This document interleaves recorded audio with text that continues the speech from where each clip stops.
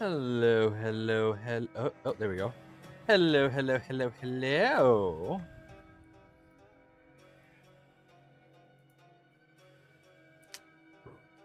Oh, wrong live scene.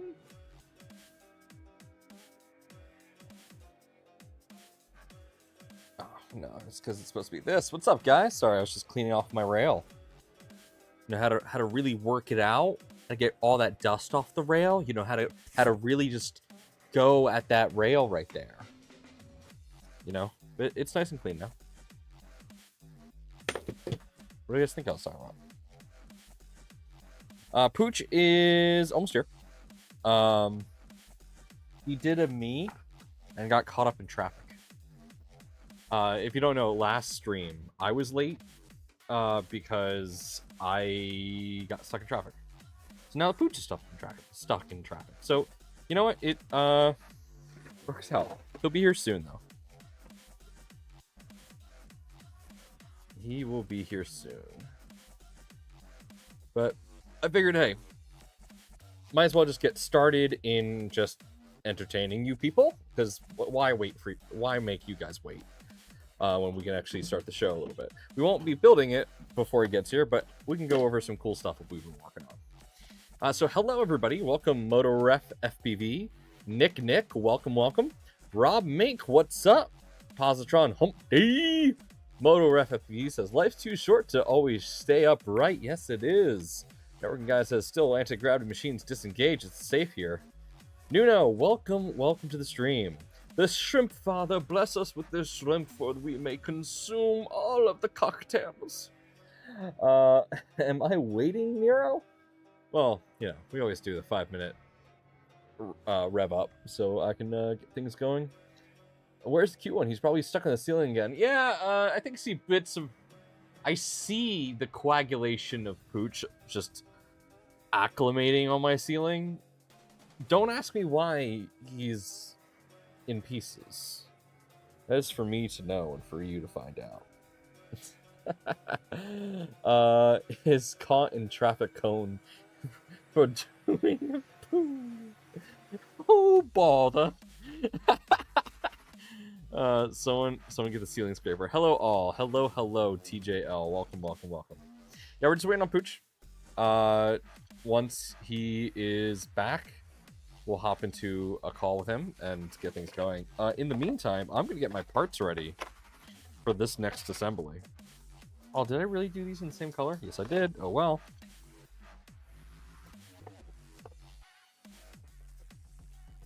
I'm so glad my color changing filament was like a teal, because yeah, I really wanted to use teal for Sam.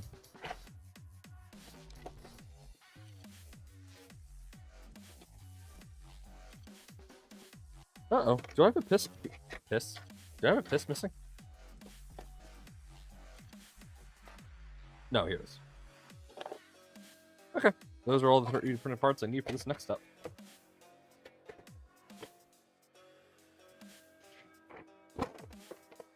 So, hey, if you were here last stream, then you were here for a really cool experiment that we did. And here are the two that we picked. Hey, Tech Cheaper, welcome. So, let me just keep my Discord open so I can see when Pooch gets back. You have to join piss missing. I'm always taking it. Yep. All right. So, if you don't remember what we did, we were working on... Okay, Okay, here it is. Hey, Google, turn off basement lights. Let's, swap to a view in which you can see this.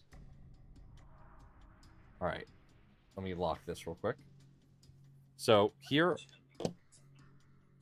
I don't care about you, AI language model. All right, hello, Reverend, welcome. All right, so on the desk in front of me, we have these two pieces right here. They are very small. Let me be very clear on that. These are tiny. These are super tiny. Let's get really deep in here.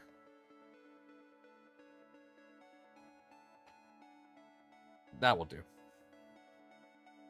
So let's see if the camera can actually pick these up. Let's really supercharge these. So yeah, these are. I love how it's just pitch black. These are the glow-in-the-dark pieces that we tested, and I'm hoping I can supercharge these. At the very least, I can do that. And does that work? Yeah. Okay, that does. Look at that. So that is, if I recall correctly. All right, this is the piece that was... Okay, so this piece here is the one that was 0.2 deep, but with 1.2 millimeter of backing. So this is a very thin piece. This is the best results that I found out of the 0.2 millimeter. Hey, Zachary 3D Prints, thank you for subscribing. The next one is this piece, and this one, camera can't see it. So let's turn that off. That one shines a lot better, and I can actually charge it from the back. I didn't charge it enough though. Yeah, you can see if I quick turn it off. This is the one that is 0.4 millimeters deep, and oh, my other lights didn't turn back on. Hey Google, turn on basement lights.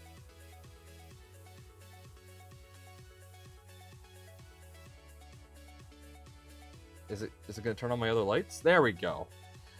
So this one is the one that had 0 depth on the backside, but was 0.4 on the front. All right, here, let's get Pooch in here.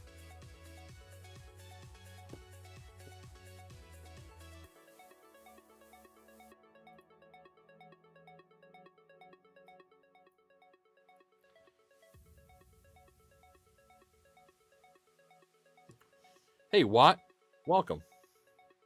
We're getting Pooch in. He's finally here. There's the man, the myth, the legend himself. Hold on. Hold on. We're holding. All right. You hear me? Yes, I can hear you. Let me just make sure. Oh, did my... Oh, no, there we go. Let me just make sure I can capture you.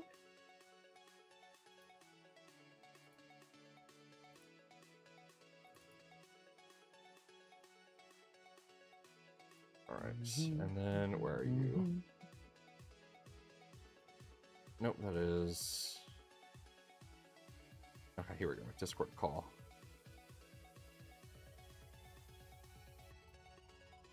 Okay, captured.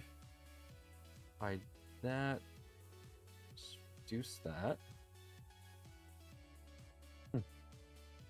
And there we go. There's a Pooch, ladies and gentlemen. Hey, everybody. Sorry I'm late. Oh, you're fine. I was just telling them about a really cool experiment I just did on the Prusa XL. And we're really happy with how it turned out. Did you see the tweet that I sent out about that? I did not. I have not been on Twitter this afternoon, unfortunately. I sent it out, I think, yesterday morning. Essentially, what we're doing on one of my Positrons is we are embedding we're printing the carbon fiber top panels, but in ASA. And what we're doing is a few layers deep. We are embedding glow-in-the-dark ABS so that when under a black light, it is illuminated for all to see. But without the backlight, you can't see the filament. So we're going to put magical inscriptions in the top plate, and then when you shine a UV light, you see these magical glyphs appear on the positron. That's really interesting. What made you think of that? I just thought, how cool would it be if a positron had like magical glyphs that could only appear when you shine a light on them? And what I was trying to do is I was trying to find glow-in-the-dark filament that matched a standard filament color. And I was going to do that, just have it all one color, but only like part of it be glow-in-the-dark. But then I thought, wait a minute. When this is printed really thin, this ASA I'm using, it's slightly transparent. What if I just embed it deeper in? I have a proper multi-material printer. I could do that. So yeah. I'm really excited. Hopefully to have that ready for Smurf. I won't be able to really show it off, but I'll probably put in like a super bright LED underneath the positron so it can still shine through.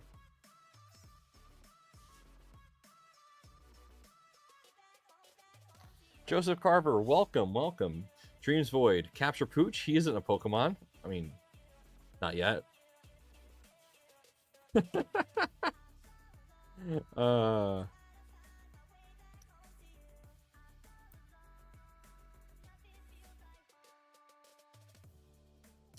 right, so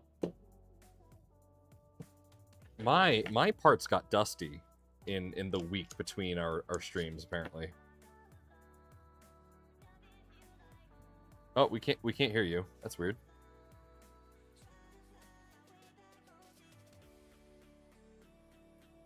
Don't know why we can't hear you.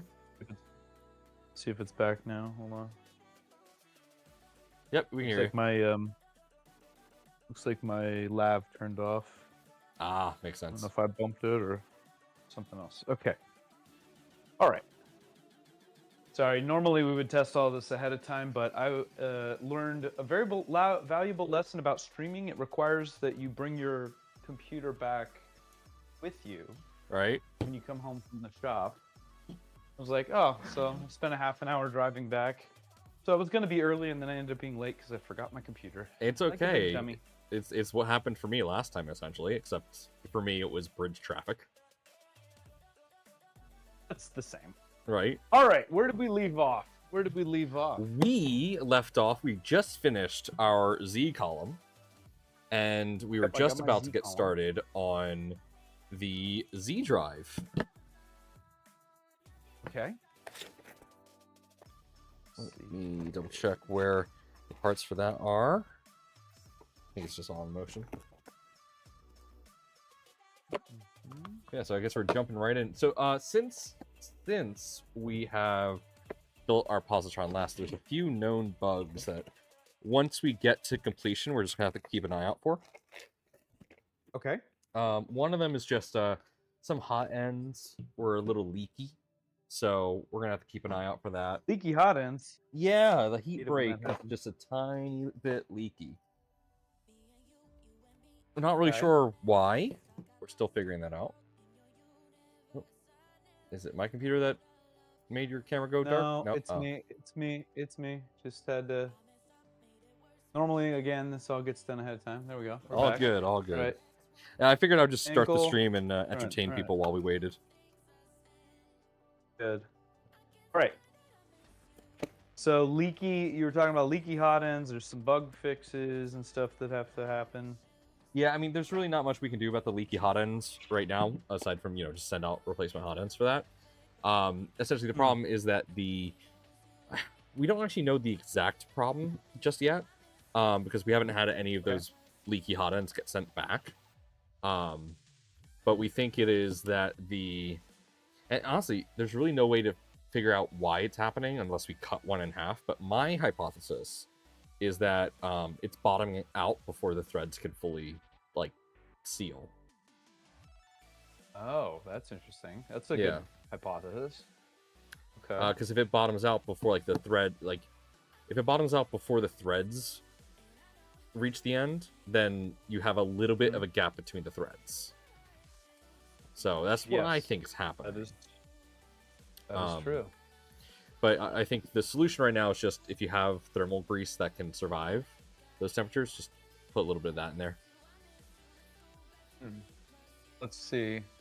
And there's no opportunity to either thread the brake in further or. I mean, we can try need another tightening nozzle. the heat brake, but it's that's something you typically want to do when it's hot, and yeah, it's just gonna be tricky. But honestly, we'll find out if it's leaky or not. Well, I believe in you guys. You guys will figure it out. Yeah. Thankfully, the leak that happens, it's so small, and it can be cleaned up, so it's not that big of a headache. Nick says, at Nice. Smurf, you just need to do a makes wiring job and blow a fuse, then you'll have dark. There we go. Yeah, we'll pop a fuse. Dark Third Dimension says, everyone Good plan. get your microscopes out. We have a nano-sized Nomad. Yes, I am tiny in the corner. Hello. Nick, you need one of those EDM machines to cut it nicely. Well... Yeah, I wonder if those Rack Robotics guys, they'd cut apart a tube, you know? I'm sure they'd love to chop up your extruder too. Did you see? You probably didn't see the tweet then. They have a Positron hot end. That's awesome. So coming soon. I bet there's ones they want to keep too. It's tough when it's like they have to do destructive Oh, we can just send them more work though. and then probably also want to send them another one. Yeah. Hey, Alright. Miss Lee Marie, welcome. How are you doing?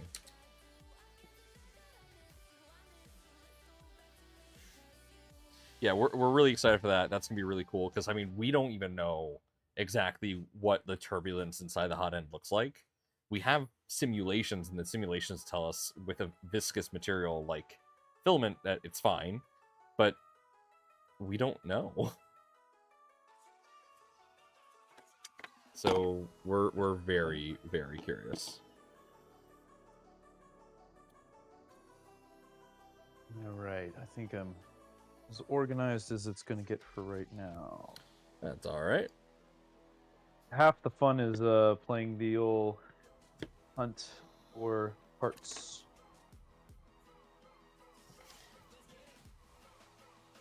I'm also having a fun. Ooh, actually, I might want to turn down that fan because I'm realizing my enclosure temperature is dropping below what it should be, but it's still 40 Celsius, so that's fine. I became victim of the overheating MCU on a Bamboo XL today. Oh no. Yep. What is the fix for that? Just add a fan New one? to the back of the a new one. Are you a Yeah, fan right. of it? I would love that. Yeah, just add a fan to the back. I don't think that part of the MCU has active cooling, so just tossing a fan. Oh, did I say Bamboo XL? I meant Prusa Bamboo XL. Whoops! Leak. Oh no, I gave it away. They're just naming the next printer the same thing to confuse the hell out of people. Ha ha. Oh, did you see that? What they did? Speaking of like drama, they What? they're targeting. Oh, which drama? They're targeting the search results for Prusa machines. Sure did. Commented on that. Yeah. I mean, that's marketing. There's really nothing you can do about that. Yeah, I don't know. It's interesting because it's been done for a long time, like SEO, keyword poaching or whatever. But I mean, in some ways it's smart. It's like you go with what people are searching for, and but when you make the listing look disingenuine, it gets into a not cool area, in my opinion. Yeah. But, Nick, what they're doing is for their ads on Google, when you search like Prusa 3D printer sale, their posting itself actually says bamboolabs.com or whatever, but it says Prusa printer sale, lowest sale yet. So they are trying to get people looking for Prusa sales and are trying to make it look like they are Prusa on the search result, which is pretty skeevy. I'm not okay with that. Like, if you want to target people who search Prusa printers, fine. And just like have your thing says better than a Prusa, like that's competition. That's fine. But don't make it look like your page is Prusa. Yeah. I think the color scheme and the logo were a dead giveaway, but Yeah. Just a little bit.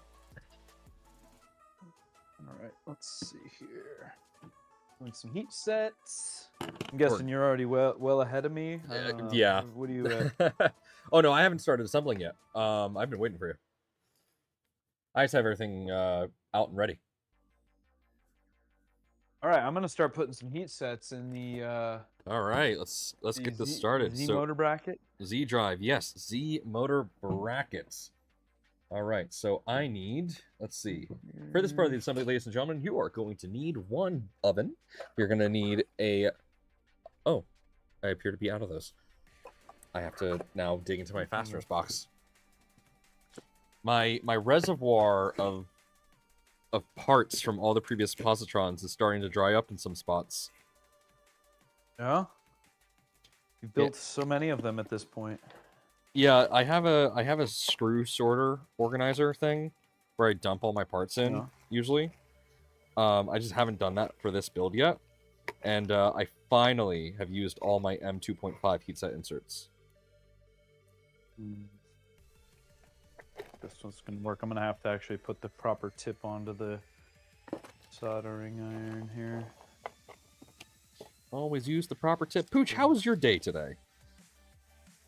It was good up until the frantic chaos of the very end. I spent a good amount of time in the shop this morning, packing up some orders, getting some stuff reorganized. I'm going through either some early spring cleaning or late spring cleaning, depending on what year I guess we're attributing the cleaning to.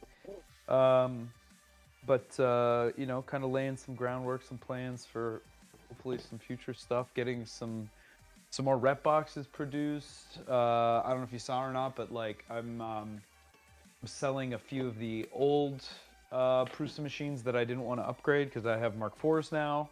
Nice. And yeah, I did see that. Yeah. So as much as I would love to be able to like keep all of those, I thought that it would be more efficient. The upgrade kits, I ended up buying the missing things so I can just build them all quick from one. All right, go ahead. Steve Builds, thank you for the subscription and welcome to the stream. Happy to have you here. He says hi. Hey, Steve. Hi, Steve. He's my local yokel. And he's been to the shop a few times, helped me with a bunch of stuff. He's helped me with some setup on the new Mark IVs and stuff. We're already rolling with Steve's parts here. And I am very happy to say that in the next CAD update, the next update for our instructions, they are the new defaults. So those are going to be what people install by default. Thank you, Steve, so much for your assistance in improving those parts. Steve is a very talented and capable designer. Obviously done a lot for the Voron project, and it's awesome to see his contributions here as well. Right? Super amazing, and always willing to explain why things are the way they are, and it's just always a breath of fresh air.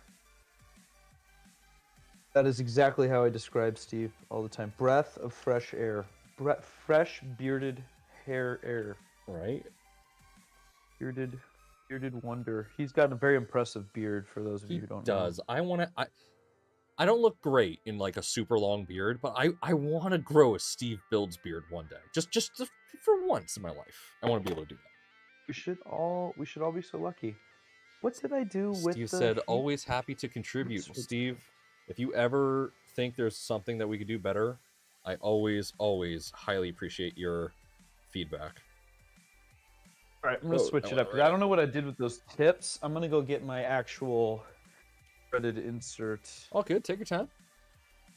Driver, because that already has what we need and is much better than doing solder. Yeah, I will have to say, Steve brought up a phenomenal point with our original idler latch. And it's one of those things where when you're designing an entire printer, it's difficult to take a step back and look at the smaller parts of, you know, various aspects of the design. So one of the parts that we had an oversight on was our Z idler latch. We forgot to take into account that because it was just a screw into a plastic part into a nut, that when you rotate your idler latch, you would actually unscrew that bolt. And we completely like overlooked it. And Steve pointed it out, and I was like, oh crap. And then he was like, well, here's something I counted up. And I'm like, bowing down to the master. He is a legend. Steve is very solution oriented. He doesn't just come with problems. He comes with solutions in hand. Yeah, and one of the things I was struggling to design a better version for was I was struggling to design a better version for the Z belt holder. And of course, this guy just comes in, and is like, here, here's the new design, and it's like, man, this is so easy to install Z belts now. Yeah. Well, it I helps when you've got some experience. I You get a definitely little- need to talk to him little builds under your about belt. our XY, our XY belt solution right now, because it's definitely not the best. It is a little tight. It needs to be tight, but it's a little too tight. And some of the attempts that we've done to remedy that have not worked out well.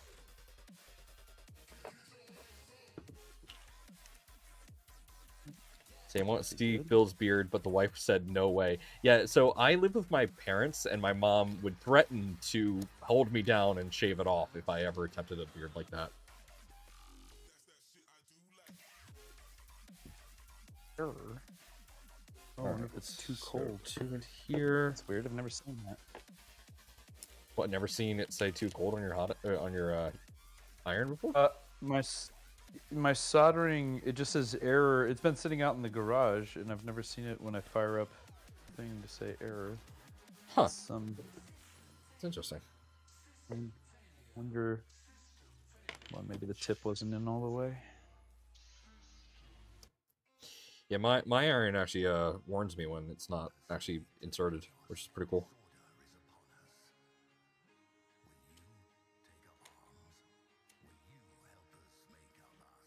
Plugged in correctly.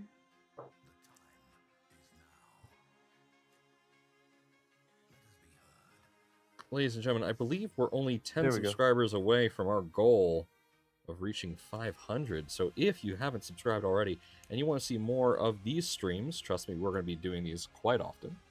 Please feel free to subscribe. Make sure to give the video a like. And if you're on Twitch, we're monetized on Twitch, so you can actually subscribe to us on Twitch, and that can help us directly. So if you would be so whoa, wrong button. If you'd be so inclined to do so, and use that free Amazon Prime subscription, we would be greatly appreciative of it. So thank you so much to everybody who is subscribed. Thank you to all of our supporters, and thank you to LDO for letting us do filament giveaways on Fridays. Love some LDO, man. Jason and that whole team are just good. They are, like, so one story I was telling someone today, we had someone that was just a little frustrated with, like, some of the issues with their kit, and it's like, we do really we are very sorry about it, and we're appreciative of you just telling us rather than, just throwing your hands up and giving up. I was telling them how when we were at Open Source and we caught wind of people getting batch 1 kits and their heater carts breaking, we told Jason, hey, we have more than 3 reports of this problem. And our rule of thumb is that as soon as we get 3 reports of the same problem, then it is likely a batch-wide problem. And we want to start like keeping an eye out for it.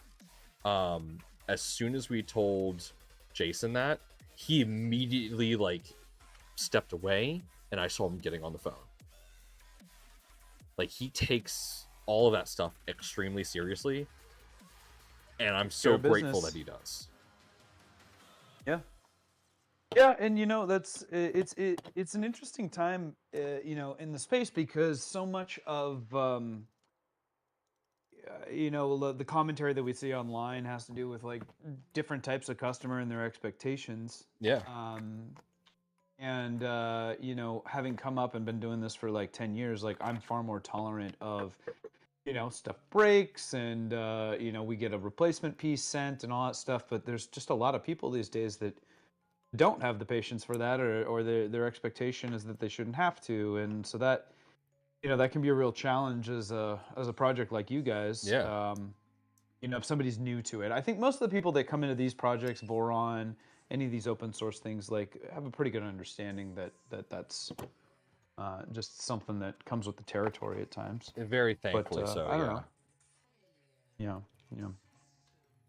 And just because you spend a lot of money on stuff, obviously there's a lot of parts and work that goes into it. Doesn't mean that it's going to be perfect. It just means that the parts are high quality, and there's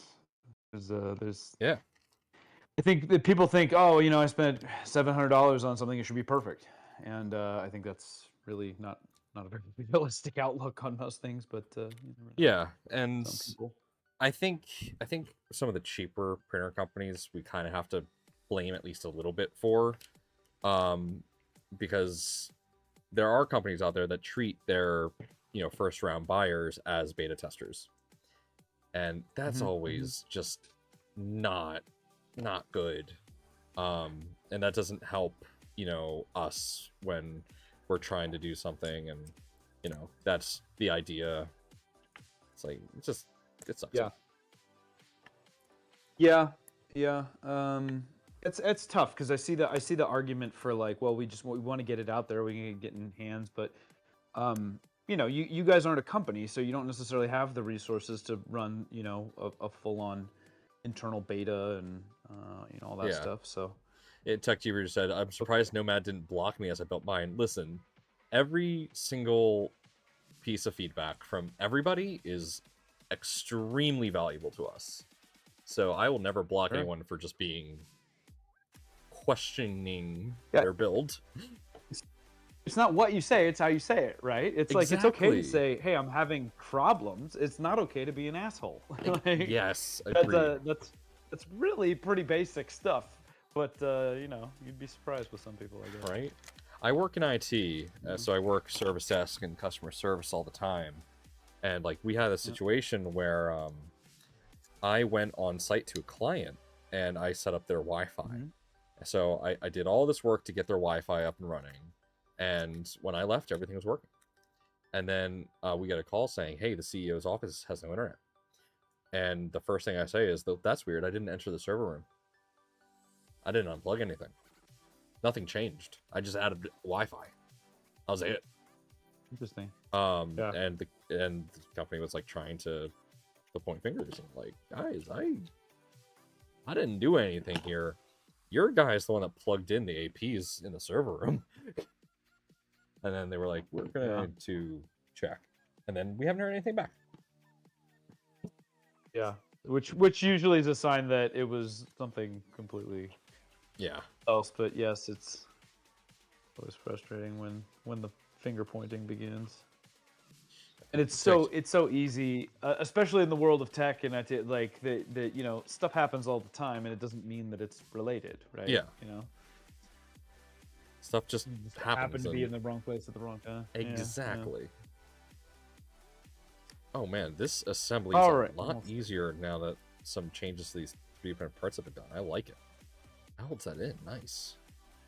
Gives you an extra hand.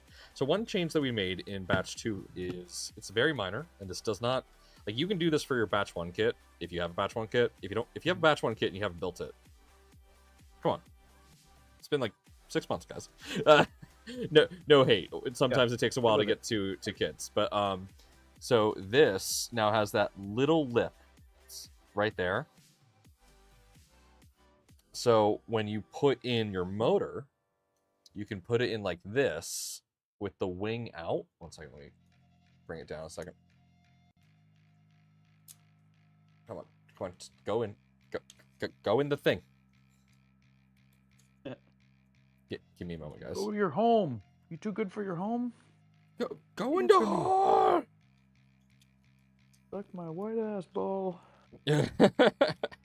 Who knows what that's from? Come on. You guys know I love dropping a good movie quote while I'm working here. Oh yeah, do we have any stream sponsors? No, that was last time's shtick. I didn't have time to come up with a new shtick for this one. So man. we can just make up sponsored by Nuka-Cola. Yeah, sponsored by Grubbles. Are you hungry for some Grubbles? Get Grubbles at your local Schmooble Mart today. Anyway, so now you can put the motor in like this, and then you slide it into place, and then it won't fall apart. So you can do other things without worrying about the motor just falling off. I like it. Like it a lot. That's a contribution from LDO. So LDO is helping improve the project constantly. And so it takes a village. It's such a welcomed update from LDO. I love that. This part's got a lot of inserts here. Okay, so wait, I put those in, and now I'm gonna put in some 7 more total. on every side. I'm realizing that I'm like probably way ahead of you. You absolutely are way ahead of me. I had some setbacks having to get my heat set Oh, yeah. going. I Okay, will try and slow then down. now we're putting. Oh no, am I gonna have to change the tip? Let me see here. Yeah, there is to one change- M2.5. So is Should've read Happy ahead, Gilmore and then I 2 could've- going to be bad or really, really... Wait, there's going to be a Happy Gilmore 2? Yes, after all these years, and I have to say, Happy Gilmore is probably one of, if not my favorite comedy movies of all times. I have to rewatch it. I think it's been I've seen it. a long time since I've seen it. I've seen it just an obscene amount of times, and I'm, very, very rarely are any sequels ever anywhere nearly as good as the original, right? Yeah. But on top of that, for something that has just been so near and dear to me for so long, I don't know, man. I don't have high hopes for it, which is maybe the right way to go into it. I don't know. Yeah. I mean, it's kind of like Beetlejuice. Beetlejuice turned out to be Yep. great, but we had no idea. Yeah, I just watched that actually for the first time. My daughters and I watched that. And, I've not seen it yet. It was all Um, right. Yeah, It was I have alright. to watch it. Here's Betsy. Hello, Betsy. Welcome to the chat. Yeah, again, I don't think I would say it was as good as the original, but it was fine. Yeah. It was entertaining. I don't know. What's the chat's review of it? Yeah, who here has seen Beetlejuice? Who amongst us? And what was your It's opinion so on it? satisfying to watch. Do tell, do share. I want to see more Tim Burton stuff. Tim Burton's too good. Yeah. Nomad, is that temperature I changing do love ABS? Tim Burton. Yes, it is, my friend. I think you actually cued me off to this exact brand. Whoa. Betsy, me pretty mid soundtrack. Nuno, it was fine. Watched recently. Dark Third Dimension. You should check out George the Jungle 2. It's bad, but it knows it's bad and leans into it as a joke. Oh boy. My wife, who's a huge Beetlejuice fan, gave it high ratings. I enjoyed it too. My ex Alright. was obsessed with Beetlejuice. We went to go see the musical together.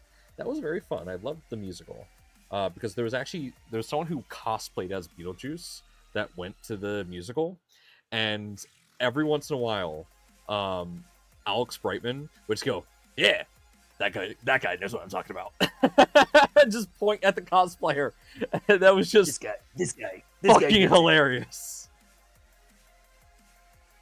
What's always been entertaining to me about Beetlejuice is it just feels like the most bizarre role for Michael Keaton. I mean, Oh, given yeah. some of the stuff he's been in, and I think that's probably part of why he likes it. Like, it's not, his normal. I don't know what normal is, but Oh, the certainly. same guy that brought us Batman back in the day, being like a completely irreverent, crass, undead character. Is he undead? I think he's undead. Oh, No, I forget what they call him. He's not a. that was the brand. Forget were how they trying to hunt classify down? it. Nice. What brand? Oh, there's a brand we're trying to hunt down? Oh, well. Okay, so They're. Go ahead. I'm at a step where you have to push a bearing into a printed part. Okay. I have a cheat for this part. If you are Go. struggling to push that bearing into the Okay. piece. When I get there, I will holler. Okay. Let's see here. I'm almost through with my heated inserts. Last one. I need another 4x5. Okay. I'll slow down in a second here once I get this piece in. No, it's fine. No, I don't want to go too far ahead. Yeah, we're not all as quick and talented as you are. Yeah, you guys haven't with built like 50 positroning. positrons? Yeah. Man. Still on my first one. Sorry, I'm a positron virgin. You're as virgin as the glass bed you're going to be using. I hope so. Nobody wants a used glass bed. Let's see. Motor bracket. Motor bracket a primary or an accessory part? I printed mine out of accessory. Yes, accent. Accent. Wait, I found it. Yep, it is indeed an accent. And then there's a primary, like, little side piece. Okay. All right. So I think after this step, that chat, should be it for the here's the trick. inserts. If you're working on this piece here for the motor bracket, and oh, that's power settings. I don't want power settings. I want on settings. No, just no. What? DC. Oh, jeez. Schematics. There we go. Oh, look at that. I like the exploded diagram. All right, I'm gonna put my All right. insert driver down. So this is a here and little shut her dangerous, down. but you should only do this at a temperature that works best. So like set your hot end to like 200 C. Take like a soldering tip, and I was about to touch the hot end, or yeah, that would have been. 1 second. I gotta get this on there without burning my hands. Go ahead and put let's not burn ourselves. Actually, put the bearing into the printed part, and just kind of like push it in. If it's not going in easily, because it's in a spot that's really difficult to get like a clamp, just kind of wedge it in there a bit. Then take your soldering iron and use that to push into the printed part. It should heat up the bearing just enough to wiggle it in. Now, how far am I supposed to be seated in? Because I think I'm able to just press mine in. If you're able to just press perfectly yours by in, hand. no problem. Yeah. And it's actually that was a very satisfying fitment because I'm very confident it's not coming out, but Yeah, it is. mine was seated definitely a little tight, perfectly. so I brought out the soldering. Got it. Okay, Yeah. well I got lucky then. Yes, you did. But that's a good tip. That's a good tip. Wait, you're already at that part? Planetary- Oh no, you're not at the part that I just soldered. Oh, you had a different one? Okay. I just did the planetary. Yeah, you just did the planetary. Shaft Yeah, and that one's gear. usually pretty easy. It's Or the I'm it's the about to. next bearing and printed part that's like sometimes like, oh man, this is not spinning, and everyone's like, what? Why? And I got my CNC'd planetary gear set here. Love me a good planetary gear set. You Oh know? yeah. And I don't think we need any kind of. That's gonna just sit nicely in there. Look at that. Ooh, ooh, spins like a dream. Maker Viking, hello, Beautiful. Pooch and Nomad. Hello, Maker Viking. Hello, Maker Jano, Viking. hello, welcome. Getting the gang all here. Is it Jano? I've been calling him Jano. Jano? Is Big it Jano. Jano like Drano? No, I think it's Big Big Jano. Jano? Potato? I don't know. Because I'm from Philly and I say my A's weird. Let's see. Lots of bearings here. MR85ZZ. Yeah, tiny I boys. think that's these. Tiny boys. Tiny we go. boys. All right. I like celebrate every time I get another bag off the table. Jano. So Jan like January. And like January. Yeah. Big Oh. Jano. So maybe we've all been saying it wrong. Or if he's in Germany, it could be Big Jano. Big Jano. Ciao, Big Jano. That's Italian, not German. Nitro Cryptic. Welcome. Well, if you say it like that, it is. Yeah. Let's see. These bearings aren't directional, so I'm just gonna. Oh, that's presses on nicely. Oh yeah. Now let's see. Are those? Oh yeah, and those remember have to be going remove that way. There's only the one way for them to push on. printed parts that you might have. What am I Or removing? sorry, prepare the included supports. Oh yes, I think I did that last time when I was just Gotcha. playing. It was very satisfying removing your. Oh yeah, Look you at did that. mention I how love that. our removable supports were very nice to remove. They were very nice to remove. Very clean, very satisfying. So satisfying. So see. Okay, I got my planetary gear. Now we gotta put the give Okay, that I need man to. Ooh, I his gotta money. open up. Wait, do I have this I've got 2 planetary gearbox 6mm covers. idler? Do I have any? Oh, I have one. That's a great movie. You should put that on your watch list too. Which one? Rounders. That's a Rounders? classic. Okay. Rounders.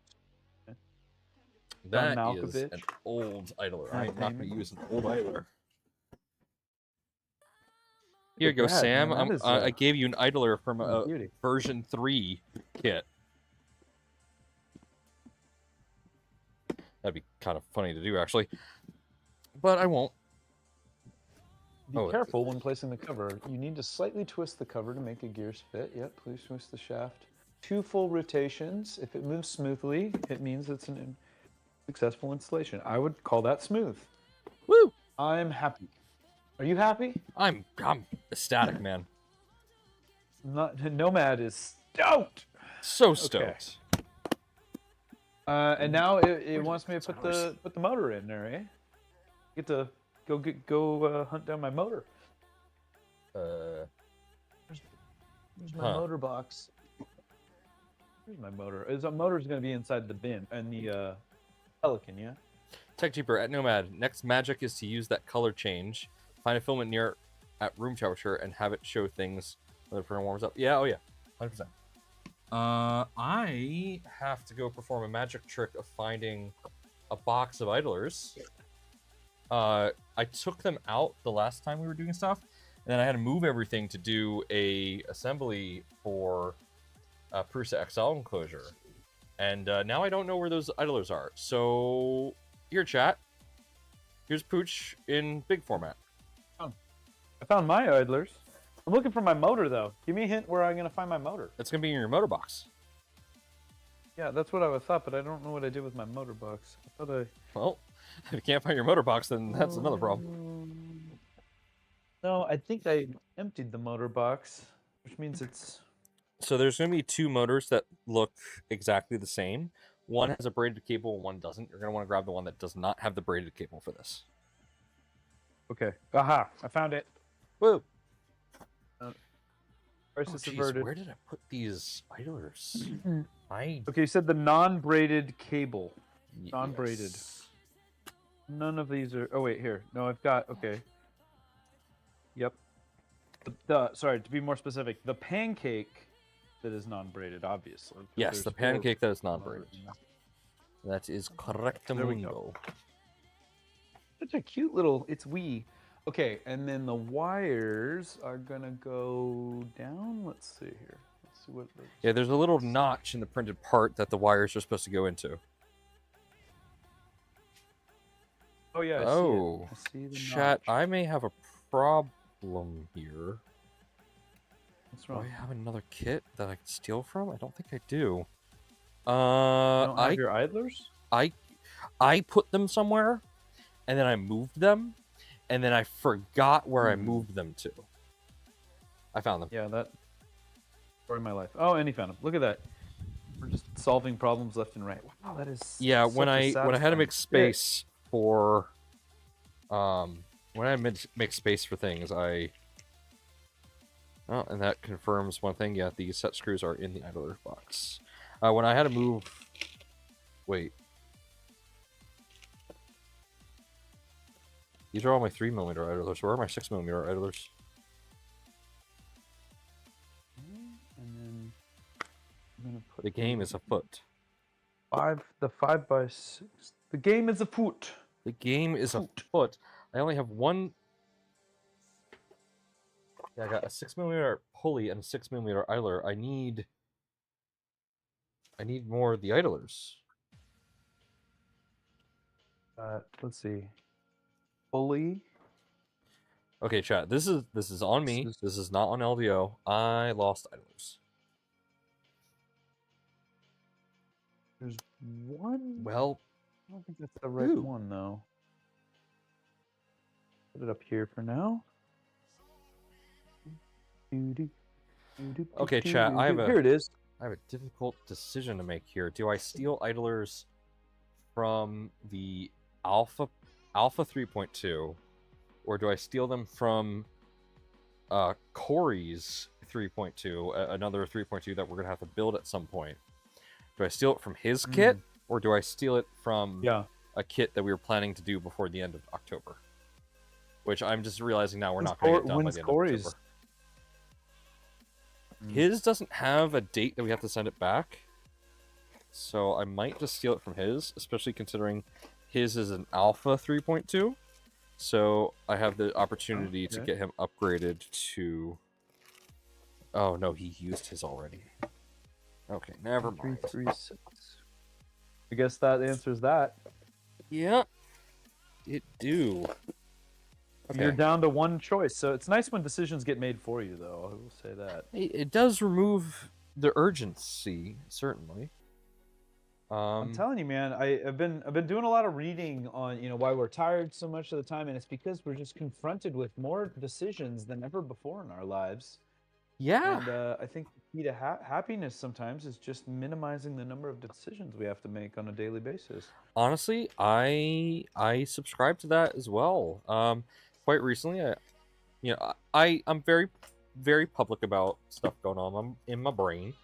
I've struggled with some, errant thoughts. Nothing of like harm or anything. Just like, man, this is a depressing mood I'm in. And one of the ways you're in a funk. Happens to all of us. Yeah. And just I think one of the reasons is because I'm just overwhelmed by choice right now.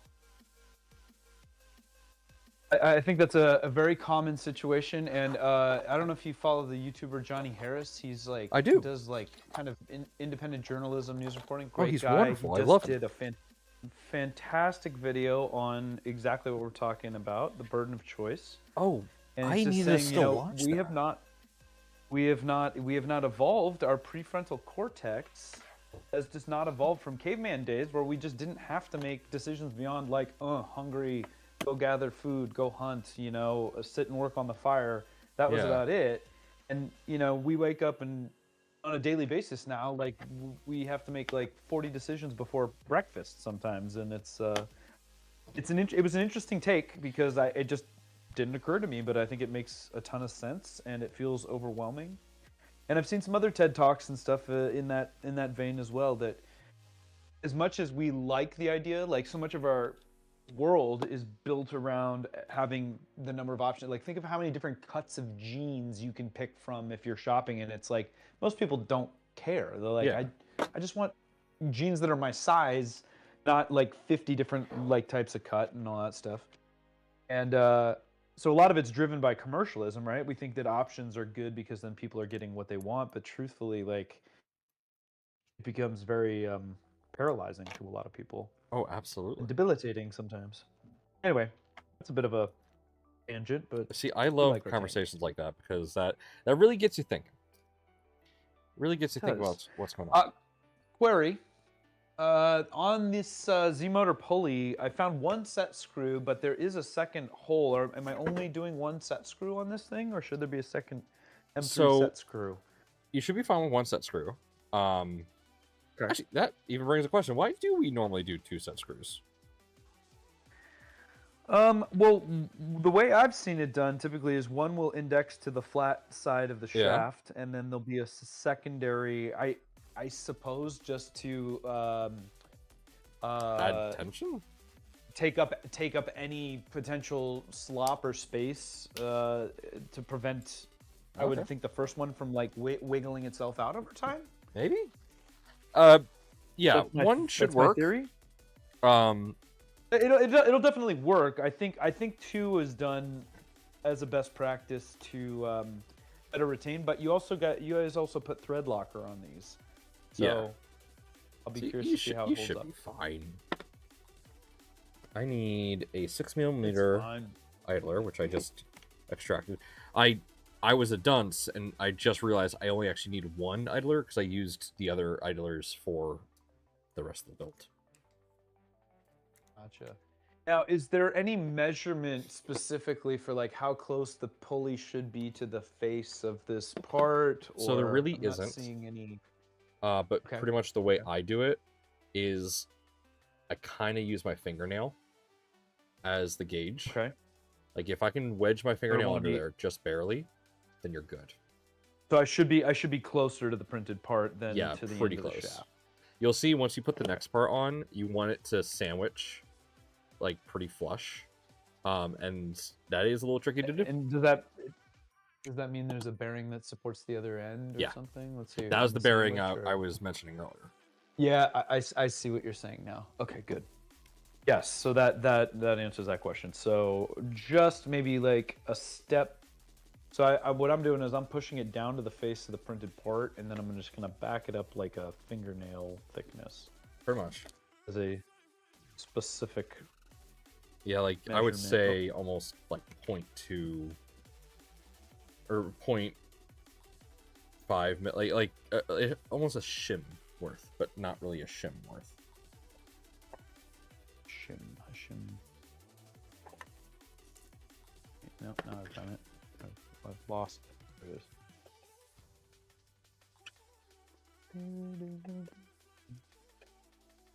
Come on, seat on there. There we go. Yeah, I think the reason I asked about the second set screw is not necessarily because it's needed, but I think anytime you have an unfilled hole, it leads the question, am I missing something, right? So Yeah. I think that's probably just a default for how they manufacture these particular pulleys. Okay, that's in.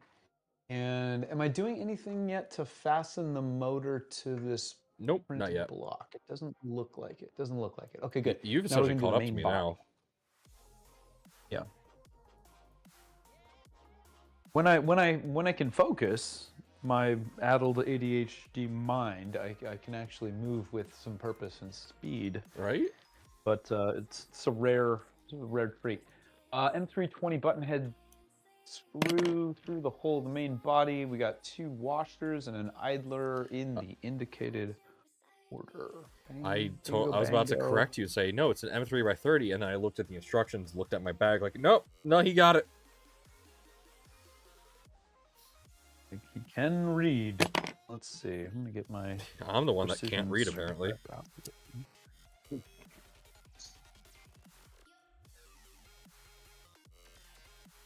I do find this a very enjoyable build. Oh, certainly. Lots of variety.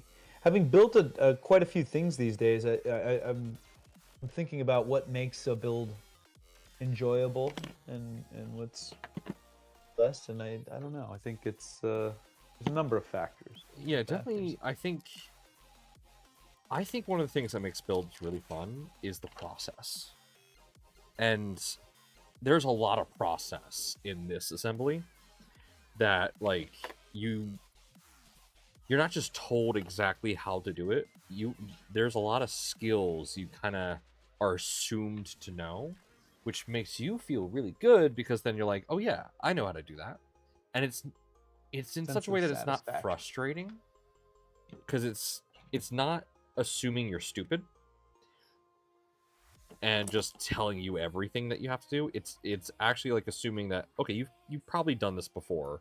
We're gonna tell you what you need to do, but, like, for example, belt tensioning, we're not gonna tell you exactly how tight to do it, but, like, we tell you to tighten it, and we know that you're gonna do it right. It's interesting. I like the build guides for the Prusa stuff. Like, always do like a complexity ranking, and I'm not even entirely sure how they do that, because they said this is an easy build, this is a medium build, this is an advanced build. Obviously, those are very mean different things to different people. Yeah. I guess I haven't spent the time to dive in on like where their definition of terms come from, and how would you classify the complexity of a build? What to you is something that's, because the more of these you do, your impression of what is advanced becomes further along, right? So, Because it's admittedly, so dependent that's- on your own skill set. That's a bit harder for me to say, because I still consider like a full-on Voron to be difficult. Like I have a Voron 2.4, and I can't get it going. I bet if I like actually sat down with people who built Vorons before, we could get it working. But like to me, like a Voron 2.4 or Trident, which is considered to be a fairly easy build because of its size, it's like easier to get into things. For me, that's a tricky build. Even a Prusa, Well, I'll tell you something. The Trident is the easiest Voron I've ever built. So yeah, so there is that.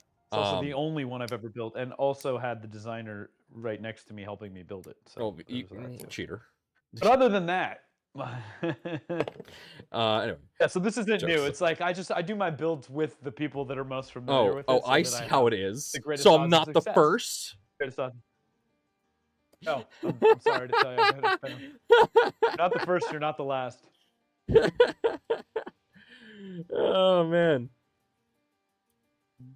So you're gonna be building a baby belt Right, I then got that eye with loaded. Rob? No, I would like to build a baby belt with Rob. Rob is good people. Obviously, you know that there's a place in my heart near and dear belting. I think there's just so much opportunity in the belt space to create something new and different and Oh, yeah. improve upon it. You know, I'm really glad that Creality actually and honestly, let's credit where credit is due. Naomi, had she Naomi. not, forced that thing down Creality's throat, I don't think it would have happened. But like getting an actual commercial belt out there, Yeah. and people, I think a lot of the people that are using them, I will tell you this: I sell a number of upgrade kits for CR30. I see a lot of really interesting company names on the orders that come through for the upgrades that I get, and so I know that there's people using them for very specific applications that I don't think are talking about it Oh, yeah. as much. So, some are pretty basic, it's like they just want to be able to put a bucket under it and let it crank parts, which is perfect for. But it all depends on the application, right? So it's a classic right tool for the right job. And I think belts, we've only scratched the surface. And like everything, it's very software limited still, right? So we're very dependent on the slicer to really unlock the power of that. One of my Just first as printers, I would say we are with all the rest of the printers, yeah. one of my first printers was a CR30, and I want to go back to belt printing. One of your first was a CR30? Are you kidding me? I'm not kidding. My first printer, I bought two printers at the same time. My first printers were a Ender 3V2 and a CR30. Wow. Because what got me into 3D printing was you just no fear. none. Well, I did robotics when I was in high school, and I just saw printers as just robots that pushed plastic. So I'm like, For sure. all right, this is fine. And I did really well. Actually, here, I didn't show you this before. I meant to show you this last time. This was one of my first prints on a CR30. What am I looking at? The Oh, sorry, I'm not. get it. You're going. My bad. I did not turn on my camera for you, so you can't see what I'm There showing we you. go. Let me. Yeah. I'll I'll take S words for 500. S words for 500, Trebek. I mean, okay, yeah, you're. It does start with an S. S words, swords. You haven't seen that's a classic Saturday Night Let me Live. do bit. intermission front here. Check it out.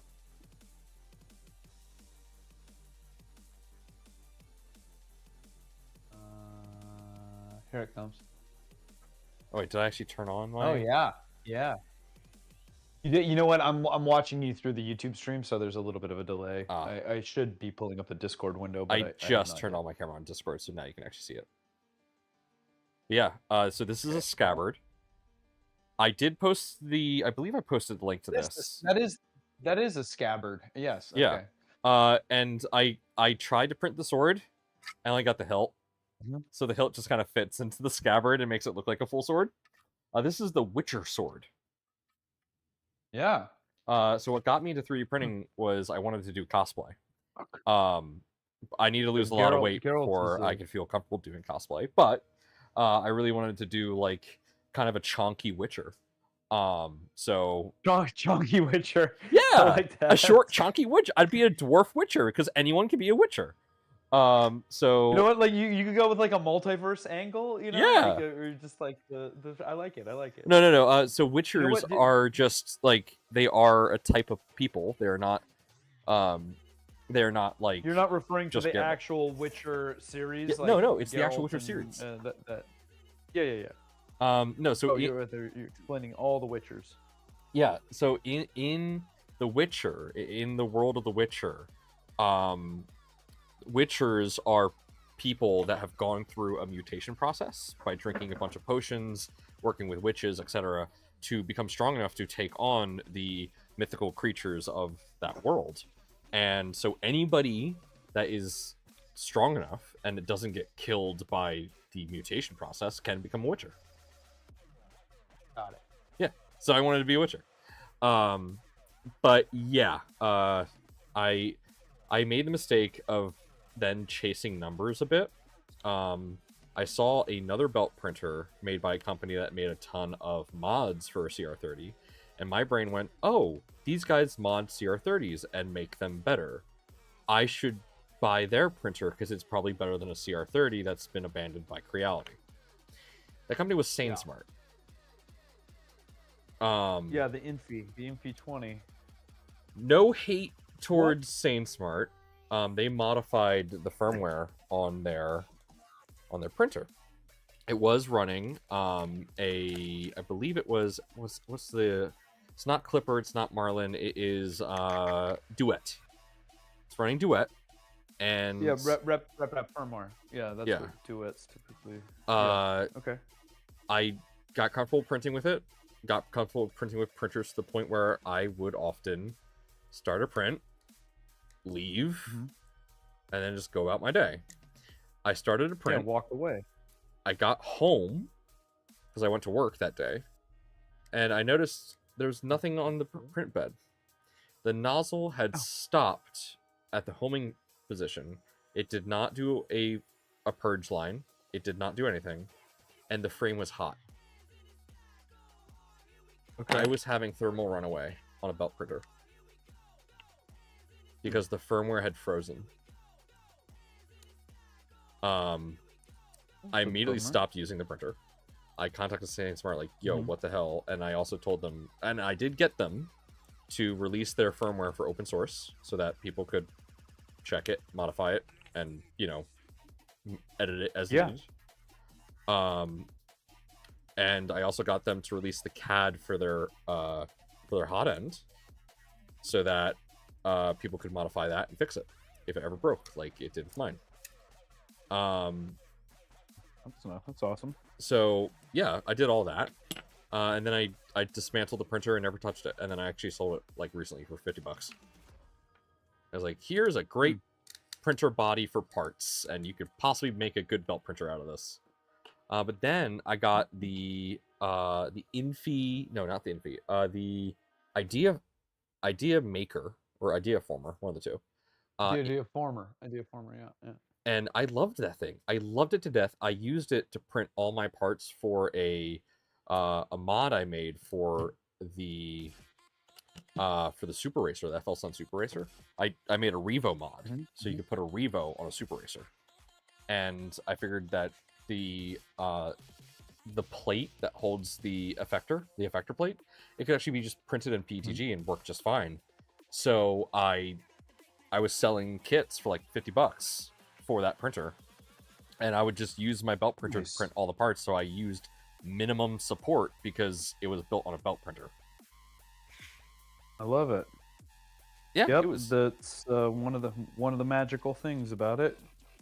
And I loved it. Uses different support. Idea Former just released a new version of that printer. I have heard that. Yes. M325 upper left hole. That's really long. Is it supposed to overhang that much? Maybe I'm gonna put a. The 25. There. Okay, hold on. Look at my thing real quick. Let me make you small. There is this. It's supposed to be the primary color that goes on the end of that screw once you thread it through the whole block.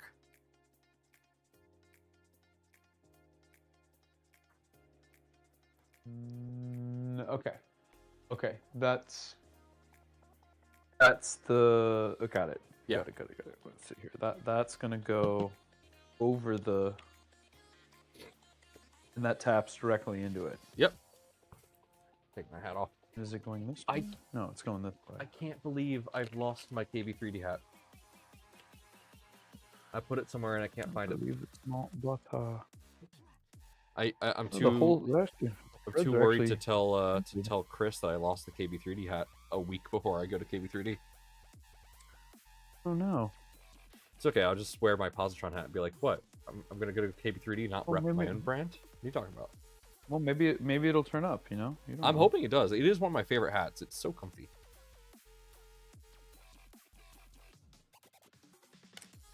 All right, there we go. I am done my assembly. For sure. Yep. I'm almost there. Almost there. Take your time. Wiring came out of the channel. There we go. Coming back. Now we put the cap on. Did you run your belt already? No, I did not run my belt. Yeah, that was one of the steps Hold on, once you put that plate on. Route the Route the 6mm belt shown. We will wire the belt to the Z column in a later step. Attach outer housing to the main body and fasten.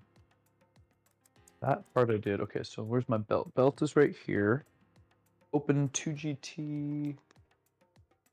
Open belt 2GT 6mm 750. This is 1.75. Here we go.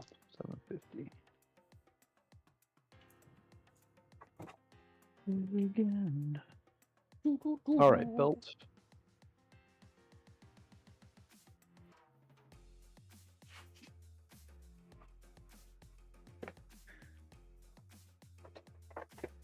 One of the few hats that fit my big noggin, right? I need to find that hat. I can't go to KB3D and not have that hat. I think Chris would be sad. It'll turn up. It will. It's always I mean, the last place you look. It can only be in my house. Can't be anywhere There's only else. so many places it can be. The old route of this. Stepper.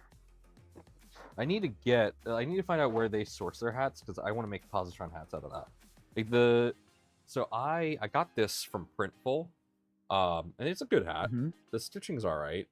I don't have any complaints about it, and it's comfortable. But it's just a normal. Actually, I got snapback. a really great hat supplier. They're out of St. Louis. Oh, Friends with Andrew from 3D Gloop. What are they called? They're called Hat Launch. ooh, I'll have to And check them they're out. killing it. I'm a They're little good. sad. It's good pricing. My Good brother. pricing. Good selection. Okay. Yeah. My brother used to have Highly recommend. used to be an embroidery shop, and he would do hats.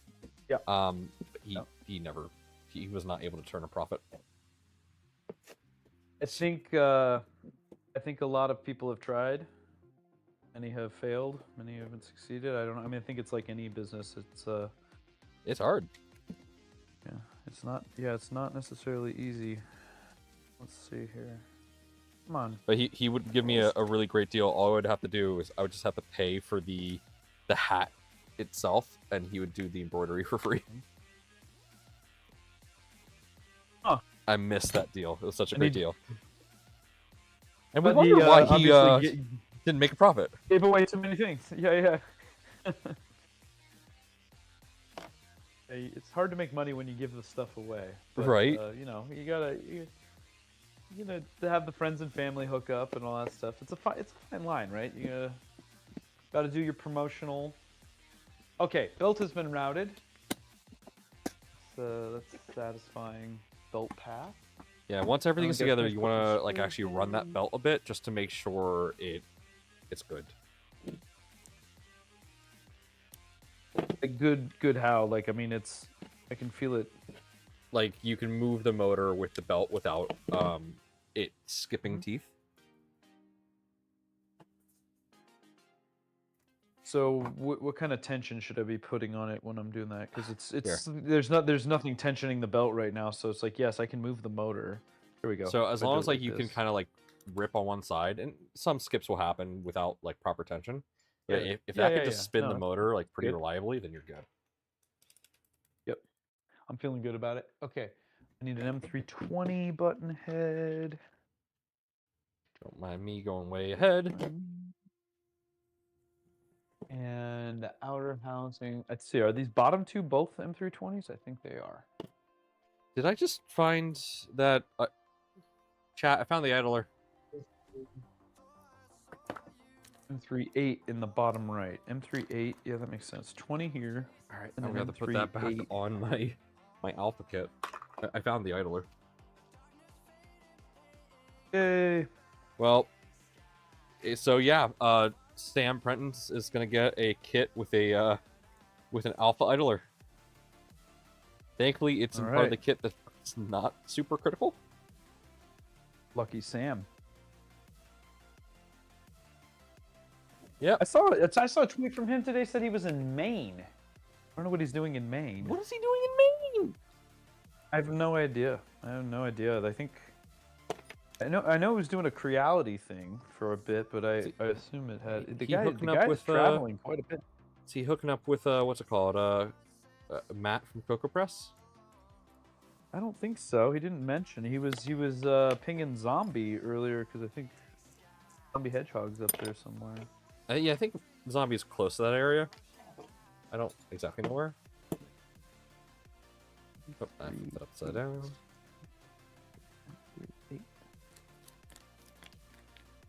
Trying to summon a zombie hedgehog. M36. To get all my button head. M3 button heads are down here. M3, M4, M4, 46, M410, M38. Fished what I wanted. Wait, no, these are socket head M38s. I need a button head M38. Yep, you Golly, do. Miss Molly. All right, here we go. Oop, up. Dropping everything. More bomb optimization, less screws, more. And it's coming, I promise, at some point. Optimization. We're just gonna make it so you just Okay, print that you have to have an Excel and you just print the printer, and then you just screw in the metal parts. Printers printing printers. Printers printing printers.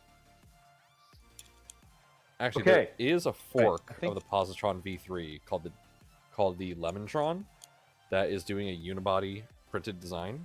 So like you are able to just print the entire body in one go. It's not a fork of the That's 3.2. Good job But done. it's pretty cool. All right, I don't need to help you Very with the next one at all. I just finished it. Okay. It'll take you 2 seconds. Once you get all the parts, Go ahead. we're gonna look at it and be like, "Oh, that's how that works." Oh, okay. Positron. Bed holder. V bed holder. Yep. Okay, so we got V bed holder. And we Seba need says, "Less some screws, more screws." Aye, aye, sir. We're gonna reduce the number of screws just to increase the number of screws, Less is more. and more is less. Here lies Lester Moore. 4 slugs from a 44. No less, no more. Alrighty then. You ever seen that? That's a classic, tombstone inscription. Here lies Lester Moore. 4 slugs from a 44. No less, no more. Yeah. It's been a bit since I've seen that around, but yeah. Might have been 3 slugs. I don't know. It could be 4 slugs. I don't know. Too many. I don't know. I don't remember. More slugs from a 44 than you want. Oh, sweet. Bed- I used the color changing filament for the back panel, so this is gonna turn white when the pie turns on. I love it. Okay, hex female standoffs. We got some fancy pieces. Fancy. Hex. Okay, hex male standoffs. Yep. Okay. So What the real heck? quick, those Here we go. that stack is going to be all in one assembly already. It's already going to be pre-done for you. I can see that, yeah.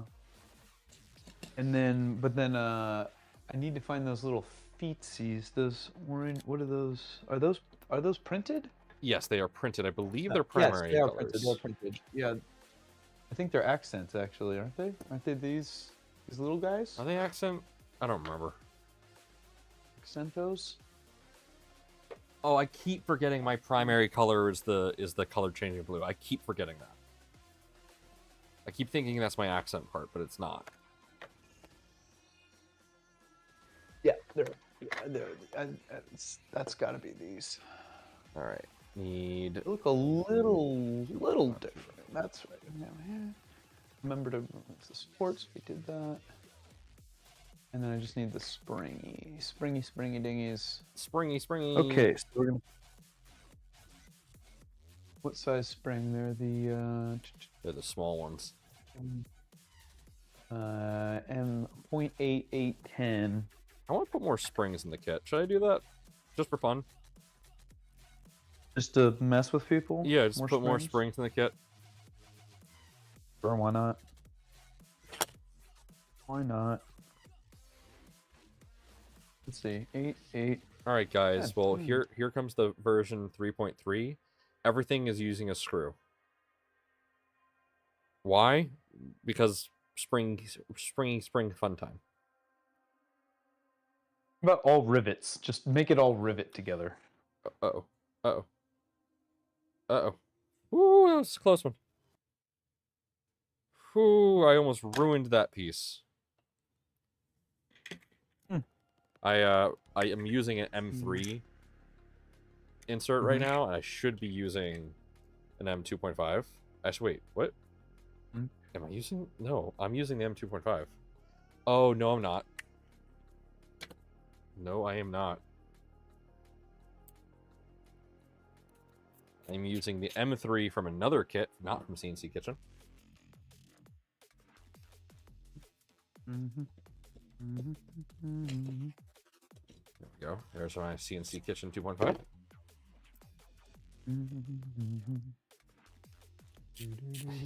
And put on the instructions that you should not have extra springs. I should just do that right now. Because I do have a third spring. Oh no. Chat is joking. Yeah. Chat is joking. Oh, I see. Or they're saying we should put that as the instructions, so people think that they have extra that they shouldn't have extra screws. See, we almost had him, chat. Gotcha. Got him. Got him.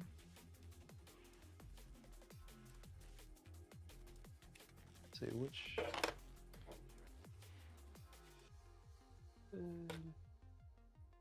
What direction are the little grip? The plate grips should be facing inward. I Yes, think. inwards.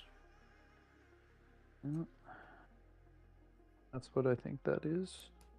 It looks like it. Yeah.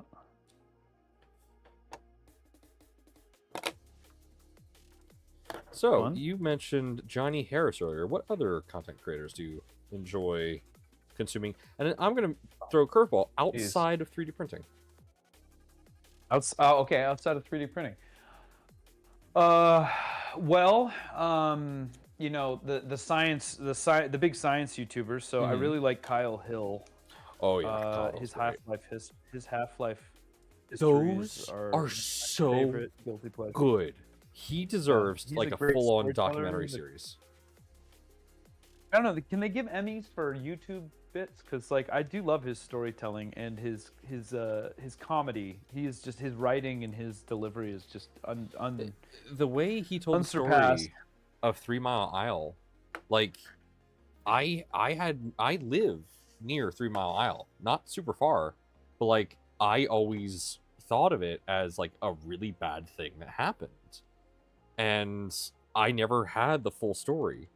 And the statistic he shared, that the amount of cancer patients that were a result of 3 Mile Isle, and you know, went through all the statistics, and he said the number of cancer related the number of incidents of cancer that came from 3 Mile Isle incident was 0.001 or something like that. And then he's Yeah. like, "That's not I mean- how many. That's not a percentile. That's how many. Like, it's how little." Yeah. And that was just mind blowing. Yeah, I mean, I think radiation is always a scary thing to people because it's just like it's not seen and it just sounds like a boogeyman and whatnot. But in the scope of terrible things that can happen, and yes, terrible things can happen. You Certainly. know, it's there's a lot of it that has gotten a bad rap, which Oh, is yeah. unfortunate because as a means of efficient bulk power generation, you know, especially as we see new generation stuff come online, it's pretty tough to beat.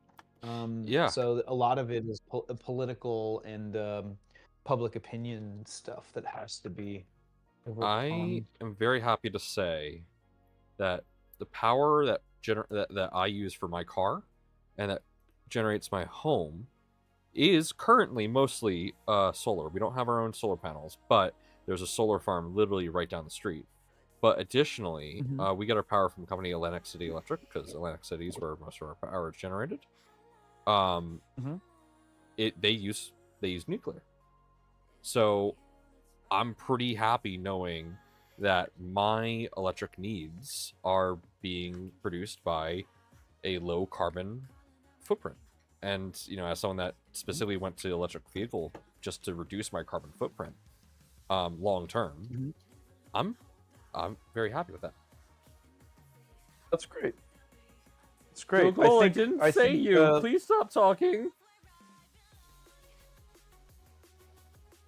My Google just started saying, "Hey, you got this coming up on October 31st." I'm like, I didn't ask you. Nobody's talking to you, Google. Hey, Google, stop. That was scary. Cool it, Google. Okay, I'm gonna change the tip. Swap this tip. Yeah, it looks like my Or- solution for fixing my Prusa enclosure is working really well. That's great. I am happy to hear it. I gotta say, for a third-party enclosure, I'm really happy with it.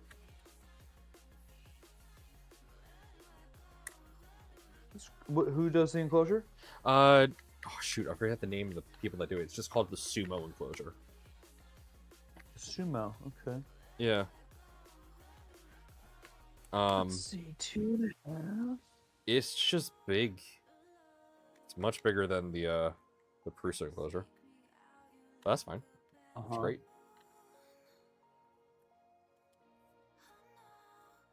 As long as it can keep temperature enough to do ABS ASA parts, I am happy.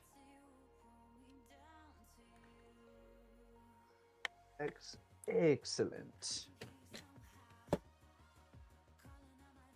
You are gonna love this screen assembly once you get to it. I'm working on it now. I'm doing my threaded inserts and the. Oh, sweet.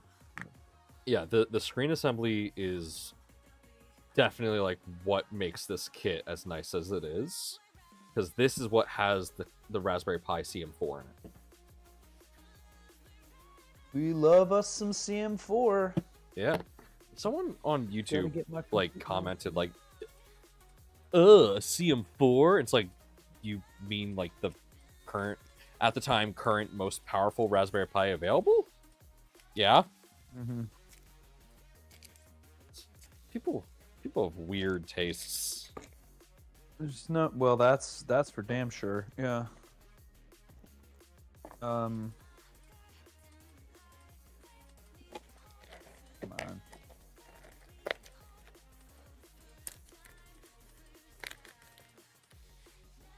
Let go of the bit, please. 1, 2, 3, 4. And then I need. Oh, I need 2 more of these.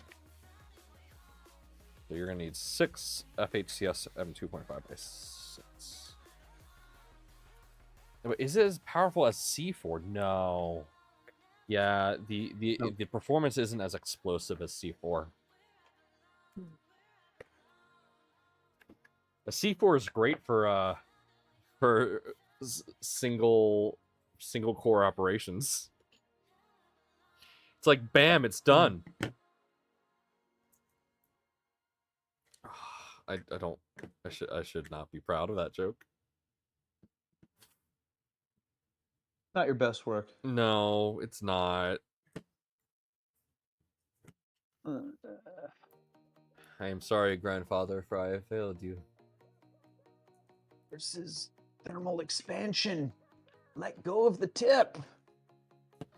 Oh, it's happening to you too? I thought I ruined my part because of that.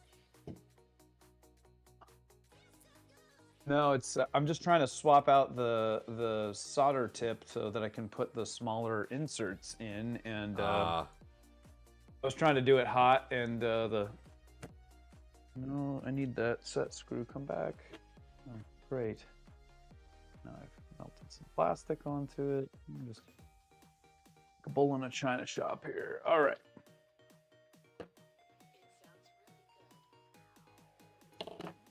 You know what would be smart? This secondary, if I had a secondary brass block, so this would be...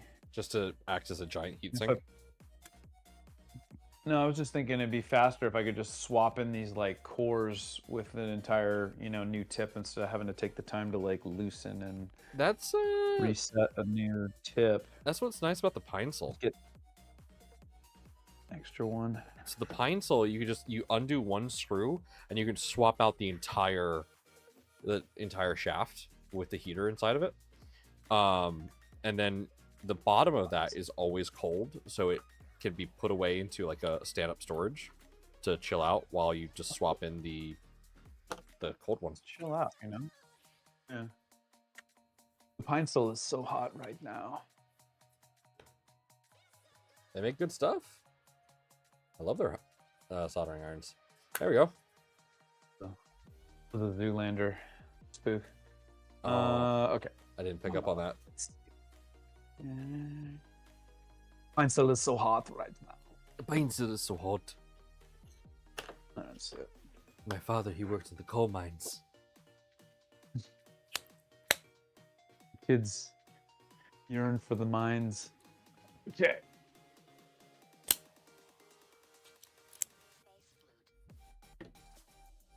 Well, that just retains heat for a while there.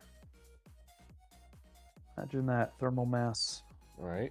I don't know where my SD card is, but I'll find it. I had $1 for every time I burn my fingers on a brass part these days. Okay. Careful. I have a lot of dollars. A lot of ducats. Oh, there's the All SD. right, let's set some more screws. Or some more threaded inserts, rather. So we're doing 2 on this side and 2 on this side. Beep. Beep and boop. Oh, that's kind of cool. Because this part's like so thin, you can actually see the infill because of the way that heat dissipates. That's cool. That's snazzy. I do like to visualize my infill. Have you tried crosshatch? I have not. So that's the new one from Orca Slicer.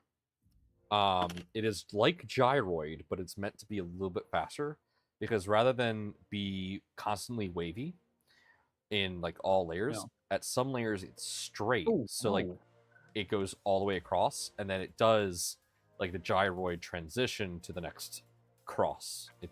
It's pretty cool. That's interesting. Okay, this... This is some thin wall stuff here. Yep. I just punched right through it. Oh, no. I'm wondering if I might need to be... Well, I wasn't paying attention, and I didn't have this set, and I put way too much pressure on it, and it just melted it right through. Yikes. So I don't know if there's recovering from that or not, or if I'm going to have to print another frame for this. Well, if you have to print another one, thankfully this is a very easy thing to go back to and fix. Yeah, I think this might be recoverable, but man, that's That's a was like a spicy small meatball. There we go. Right. Nuno says that crosshatch is all that he uses. It came from Bamboo Studio Act. Really? Wait, I thought... No. I thought that Orca Slicer first implemented it, and then that was brought into, and then that was brought into Bamboo. Bamboo. Let me double check that real quick. I don't want to be wrong. Who 2.5, 3. made crosshatch infill? So are these threaded inserts supposed to like protrude into the frame here? Because it looks like the wall of the printed frame is actually thinner than the actual threaded insert. Huh. Is that right? Hold on. Sorry, I didn't listen. Nuno's correct. Oh, no, It was Bamboo. Thanks, Bamboo. Wrong. Sorry, not wasn't searching to like prove you wrong or anything. I wanted to make sure I got my facts right. You know what? Talking to Nuno. I was putting this in the wrong part entirely, so Oh that's no. not good. Like, there's a reason that doesn't look right. It's because it's not right. Right. Let's take you out. Okay, I'm going to attempt before you do to tighten down this heat break, so I can walk you through the process. Batten down the heat breaks. All right, let's get the correct part and let's put the insert into that. That would be a good goal. This makes a lot more sense right here.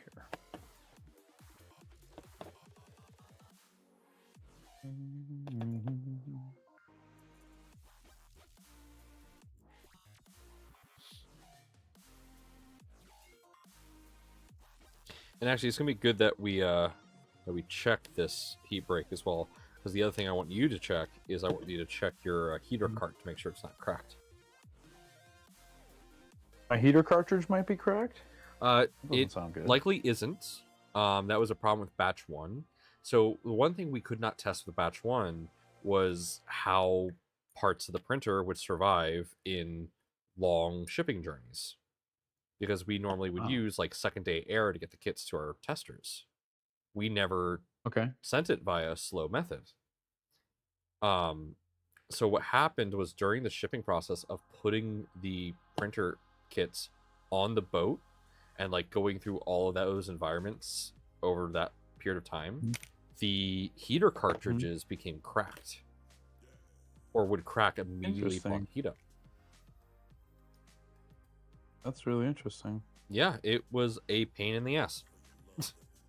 I'm sure, but you know, there's so many variables that go into like making sure everything gets tested properly, and you know, when you change, it's easy to assume, you know, that if it ships one way, it's going to be fine. Not thinking about what thermal stresses it might be under if you send it a different method, I guess, huh? And you know, even though we're working with LDO, we don't have like enough capital to just be like, all right, let's make 100 of these, ship them somewhere, and then ship them back. And I don't really think that many companies have that capability, unless you're Amazon. Well, yeah. Although I gotta say, that is one of the best test methods. Like we for stuff domestically and stuff, I've done that where it's like I'll ship it to the East Coast and have it shipped right back just to see how it handles the journey. But I do like the packaging. I do my own packaging design, and I geek out on stuff like that, or I have in the past. I think I've since been okay with handing off some of that stuff. Okay, so I have been able to dismantle my hot end to a point that I think you'd be comfortable with. Let me see how well I can clamp this with a pair of pliers. Okay. Fairly well. Trying really hard not to scratch the nickel plated carbon fiber requires a lot of temp to get these inserts into. Oh yeah, you did. The high temp heavy duty stuff. I'm setting it to like 380, and it takes a hot minute for it to set.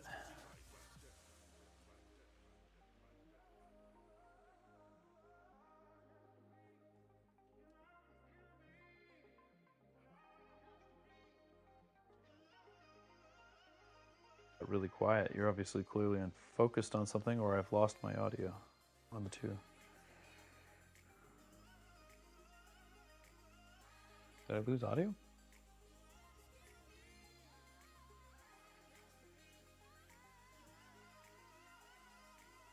Oh, maybe you lost audio.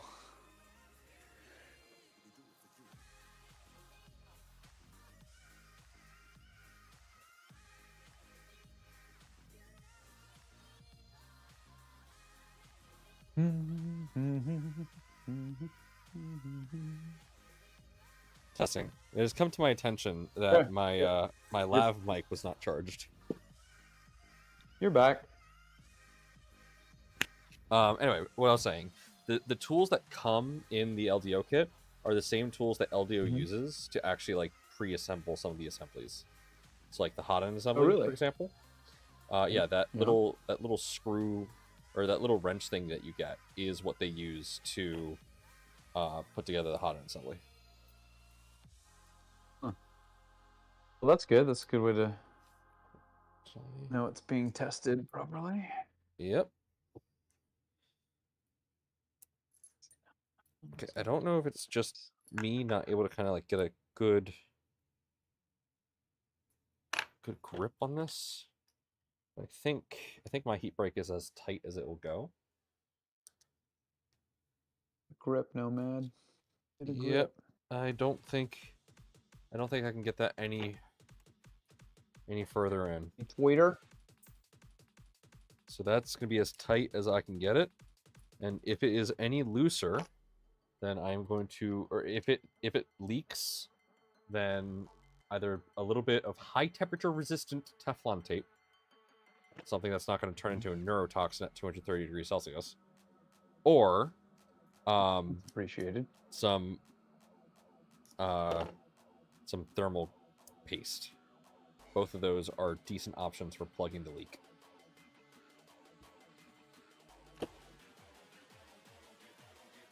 Okay. And I was able to do that without, scarring the face of this nickel-plated copper, which, reminder, this hot end is nickel-plated copper, so this should be able to do stuff like carbon fiber nylon. That's awesome.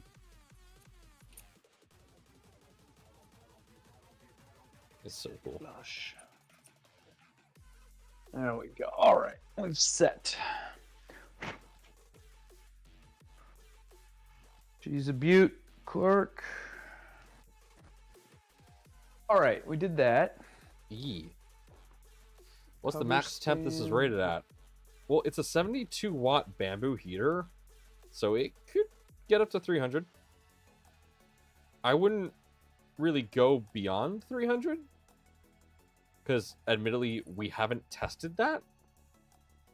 To be fair, we designed this initially just for PLA and PTG, because that's what the market mostly prints. But LDO was kind of insane and also made sure that it could do crazy temps. But yeah, you should be able to do PA 12 on this, I think you can do. Ugh, nylon 12 is miserable stuff. Is it?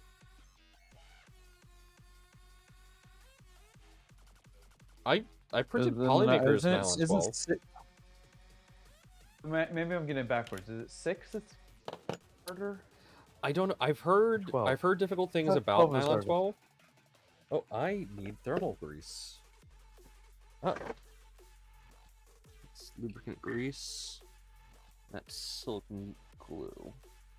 I am looking for the Wi-Fi antenna so that I might install it. Uh-oh. Do I not? Did you want me to check the ceramic heater, or is that later? Yeah. So you're gonna want to essentially do a full disassembly to just tighten that heat block down. No disassemble.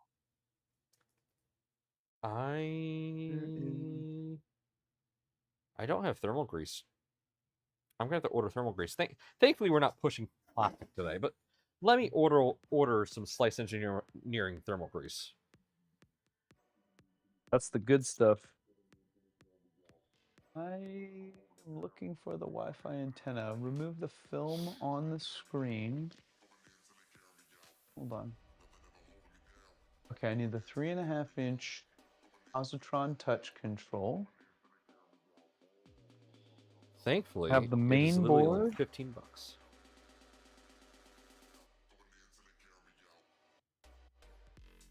Full head PCB. Where's the touch screen? Not in the electronics box? No, it's gonna be in your case. Sorry. Yep, found it. It's right here on top.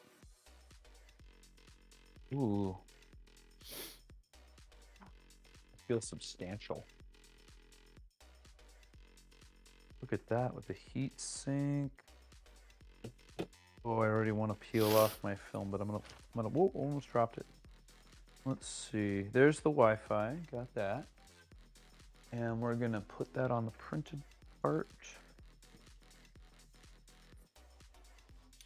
All right, I just ordered my thermal paste, so that will arrive tomorrow.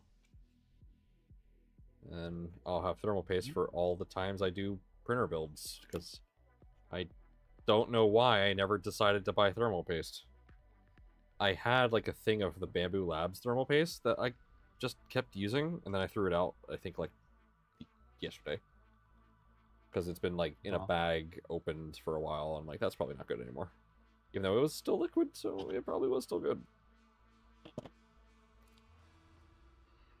Long time. Okay, so I think it just says take the sticky off, and then we're gonna stick it to the inside of this mount. Yep. On the back plate. Take the Look at that. sticky It's off. even poured the little paper for us. That's cool. Careful not to hold my Wi-Fi antennae.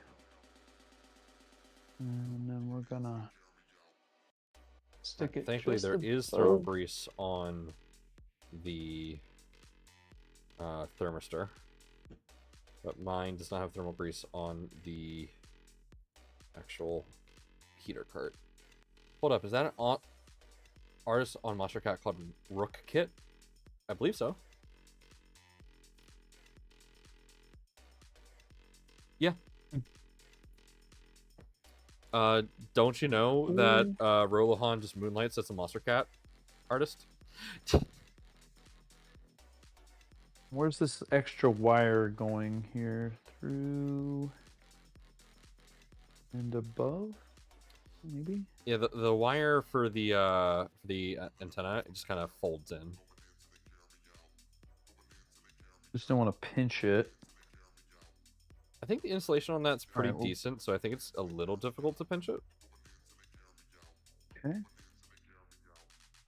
Well, okay. Well, it's there, and Also, Dark next? Third Dimension, I'm glad you can see the actual like name down there, as small as it is.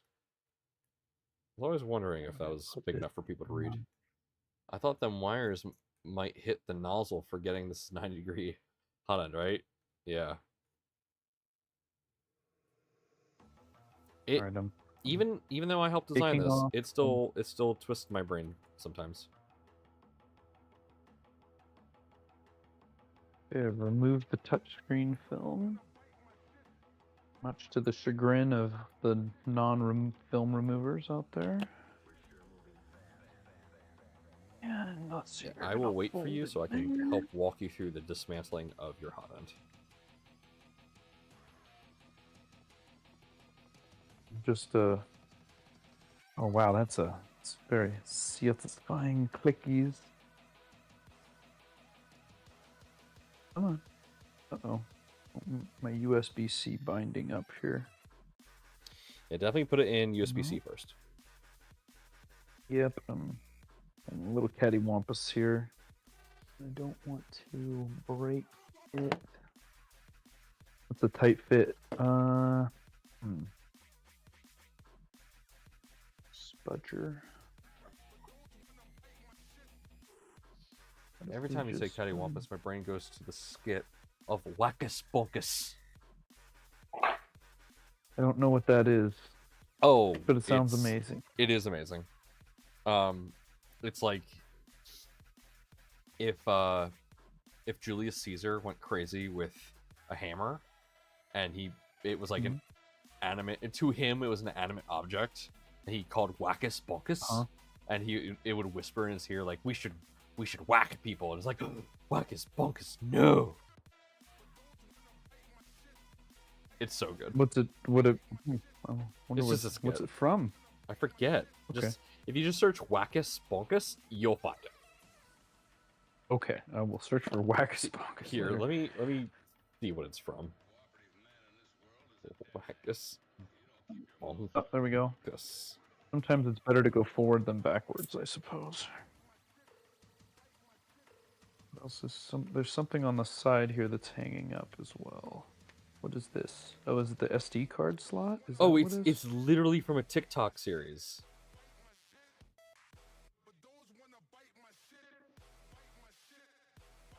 Nomad, what's this? Is this the SD card slot on the side here? Because Yeah, I feel little like that's slit binding side. up on Yeah.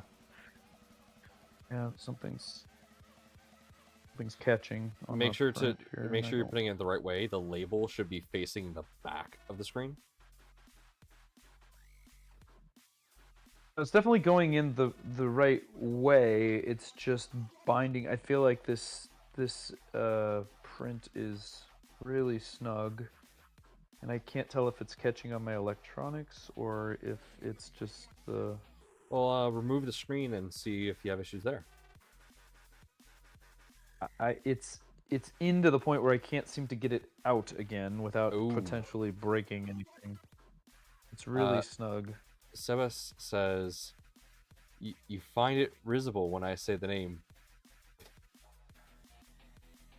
Nah, I read ahead. I didn't read far enough ahead, but I read ahead. Fun fact, if you replace your case, remove the SD card first, or bad things happen. Yeah. I can see that. This is really tight. We've had people remove the case from their Pis and not remove the SD card. It's like, not removing your SIM card from your phone before you do a repair on it. You're gonna have a bad time. Mm-hmm. Come on, man, just click in.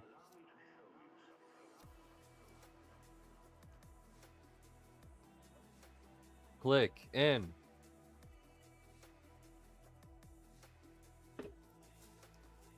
I'm gonna break something. This is not. Doesn't feel right. Oh yeah, I know the lines from Life of Brian, but I'm gonna not repeat it. Has scaled my case case up to like 100.8 when I made my second one. Yeah, normally, so the files I sent Pooch were already scaled to 100.5. So that carbon fiber stuff may have just been a little shrinky. That's possible. Part of me wants to just snap this case because I don't want to snap the electronics. Like, I think I'd rather just cut the. I mean, we're not I'm gonna pushing do plastic. This is one of the easiest assemblies to redo, so yeah. Yeah. Give myself a little relief here, even if it compromises the aesthetic a little. Yeah, it's going. Come on. Maybe. I think if I was smarter, I would have looked to see if there, because I might have a booger in there or something. Yeah, just like This a corner is slight not wanting to go. overhang. Possible. I'm gonna cut. Just gonna do a little surgery here. You're right, I can reprint, but at some point I'm gonna have to free all of this out of here, and Yeah. this is probably one of the more expensive components of the machine as well, so I'd rather sacrifice some plastic here. Actually, let me see how much that is. Obviously, if you break it, we can easily get you a new one, like almost next day. That's not a problem at all. I don't But I wanna do think that. this assembly actually is one of the cheaper parts of it. There we go. Thanks to KB3D for having spare parts of the Positron available. Yeah, it is. That entire screen assembly minus the pie is only $38. I was holding this thing. Yeah. Yeah, so Only $38, huh? Okay. yeah, so people are in love with this head unit because people don't just see it as a 3D printer piece. People are using this on other printers. People are using this for just like other purposes in general. Like people are using this as a very light and thin headless positron, or not positron, CM4, and some people are turning them into little LoRa units.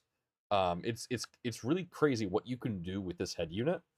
It is a little limited because it's just USB-C, Wi-Fi, and the SD card, but the touchscreen is just that right size that you could do a lot on this. Interesting. I mean, it's very cool looking. Okay, I Tech got it back cheaper. out. I got terrible news for you. You know, I spoke to Chris, and Chris was like, "Hey, you know, I would love to give you 200 for you to come out." And I was like, "Yeah, I would love to take that." And you know, I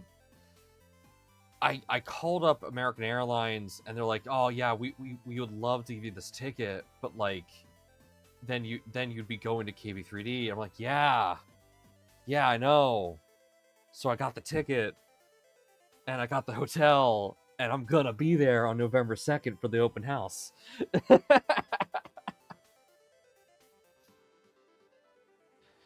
Yes, I will be at the open house. KB3D it was very gracious in sponsoring part of the trip, so I will be there.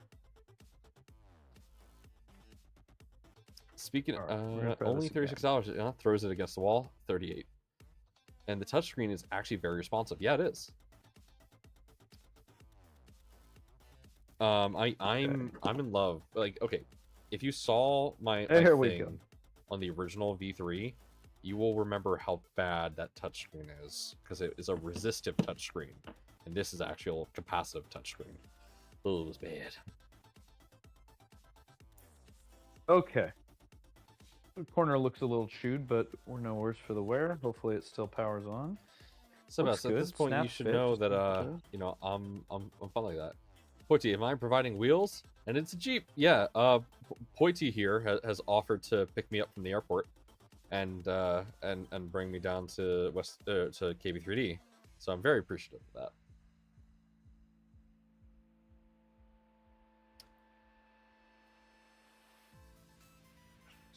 Man, I love this hot end assembly. I'm just like, it feels so smooth.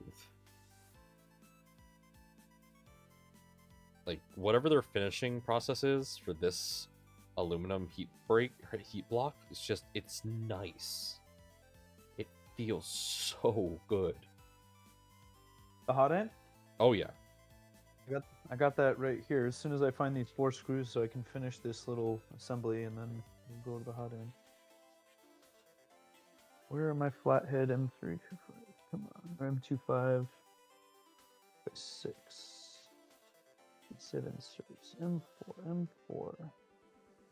You know, Tech Cheaper, my first car was a 97 Wrangler. Love that thing. Yeah. Had to sell it. Oh. I'm 5'2", and in order to reach the pedals, my shins were up against the dash. A 97 Jeep was not designed for short people. So if I ever got into a car accident, I'd break my legs. So we decided to sell it, and I got a Kia. Got a Jetta. I loved it. It was a great car. Then that fell apart. And then I got a oh no, sorry, it was a Volkswagen Jetta. And then I got a Kia Optima after that. And now I have a Tesla. It's cool. Speaking of Scotland, are you still coming? Speaking of travel, are you still coming to Scotland while at Smurf? Actually, yeah, I might be. My dad wants to go up to Dublin, so we might be going to Dublin. That's Ireland. Oh, wait. Oh no, did I really just do that? Oh no. I think you just offended a bunch of Scottish and possibly some Irish at the same time. I have no idea.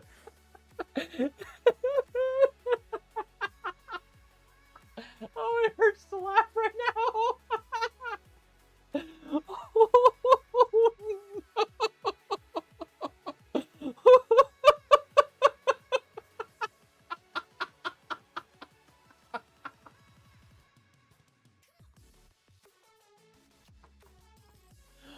It hurts. It hurts.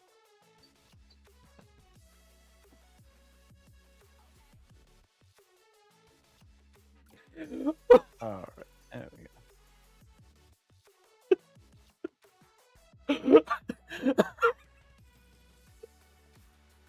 Sorry, I was talking to someone the other day that said talking about pasta, and she's like, "I love French food." I was like, "Really?" What? Okay.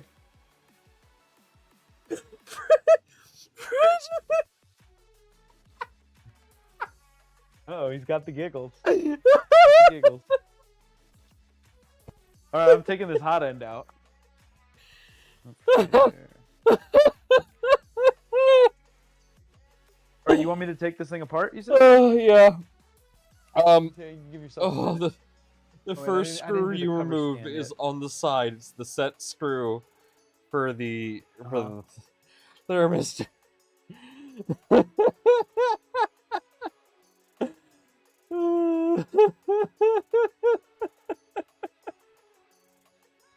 Oh, quick question: the cover stand for the display before I move on to that. Uh-huh. The screws are tapping straight into the plastic on that. Yeah. Is that correct? Yeah, for Okay. the cover. Oh, And that's oh still man. 2.5%. Okay. He's got the giggles. That's Ireland. Oh no.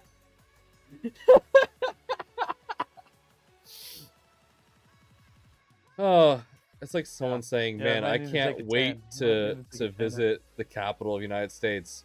Oh, really? When you flying in? Yeah, I can't wait to see Montreal. That's Canada. Yeah, you know, geography is hard. Geography can be hard. Oh, I have to say I haven't laughed like that in a very long time, and I needed that. In your defense, too, there's a Dublin, Ohio. There's a Dublin, California. I mean, they're everywhere, man. I mean, there's a bunch of There may well be Philadelphias a too. Dublin. There may well be a Dublin in Scotland somewhere. Although There I better don't think the be, Scots otherwise would I'm allow gonna for be that. really grumpy at somebody Yeah, in the do like the 1200s. I love the Scottish and their leprechauns. Me too. Same. Okay. Oh. There we go. Oh, that's a fun little. Look at that. There it you is. go. That There's the looks display. good. And put that over there with our other finished parts. That's good. All right. Now, it says Okay. I can install the SD card now too, but I think I'll do that later. I know how to put Oh, the SD card. that's the problem you were having. You installed the SD card before you assembled everything? No. Oh. No, I did not. I was just saying it did say that as a step, but I said I'm gonna save that for later because I want to move on to the hot end. I'll put the SD card in it. It'll be pretty clear if it doesn't have an SD card in it. Yeah, right. Okay. Positron tool head. Okay, so All right. we're gonna take apart. You want me to take apart the hot end to look at something, right? Yes. So I'll walk you through this disassembly real quick. Top camera. Zoom, zoom, zoom, zoom. Okay. So hold the hot end like this. So the Like heat breaks to thi- your left. Heat break is to my left. Got it. Okay. Check. There's a screw right there that is actually going through the silicon sock. You want to unscrew that first. It's going through the. Yes, I see it. Okay, good. Let's take that out. All right. Make sure you have like a paper towel or something on hand because we're about to remove the thermistor. Okay. I can grab a paper towel. Give me a sec. Okay. So should I take off the silicone sock here? No, we're going to take out the thermistor first. We don't need to take no, the silicone sock off for that. Okay, thermistor's coming out. All right, and just set that aside somewhere. Actually, ooh, wait. No, you're good. Wait, hold on. How did you get the... Oh, I'm going to put this over here for now. Yeah, just set that aside somewhere where it won't, get its thermal grease ruined. So wait, is it just slid in? Yeah. What's holding the that heater cartridge? No, not the heater cartridge, the thermistor, the thing with the spring on it. No. I understand. It's just really mine's dry. It's not liquid. It's solid. And it's pretty well held in place. You want me to pull that out? It's gonna make the tightening easier. You actually might have spares. So that's this one. The singular screw that I removed. Yep. You're saying was holding this in place, and it's not going anywhere though. Is it supposed to? Mine slid out fairly easily. Let's move on. You might be able to do this without having to worry about it. Mine seems like it's cemented in. I don't. Yeah, then don't worry about it. My thermal compound is still liquid, so that's probably why.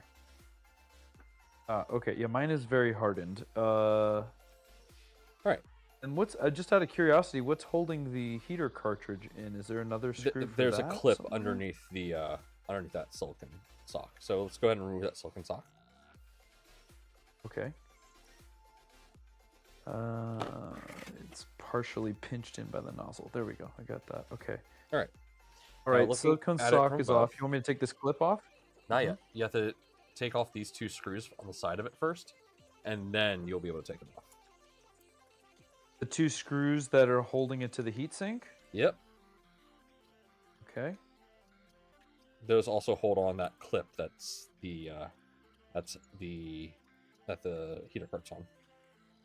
Oh, I see. Yeah. Okay. Boise, I think Nomad's gonna have to seek asylum in the U.S. Embassy while abroad. Well, guess what? I got choices. I could do the U.S. Embassy or the Italian Embassy.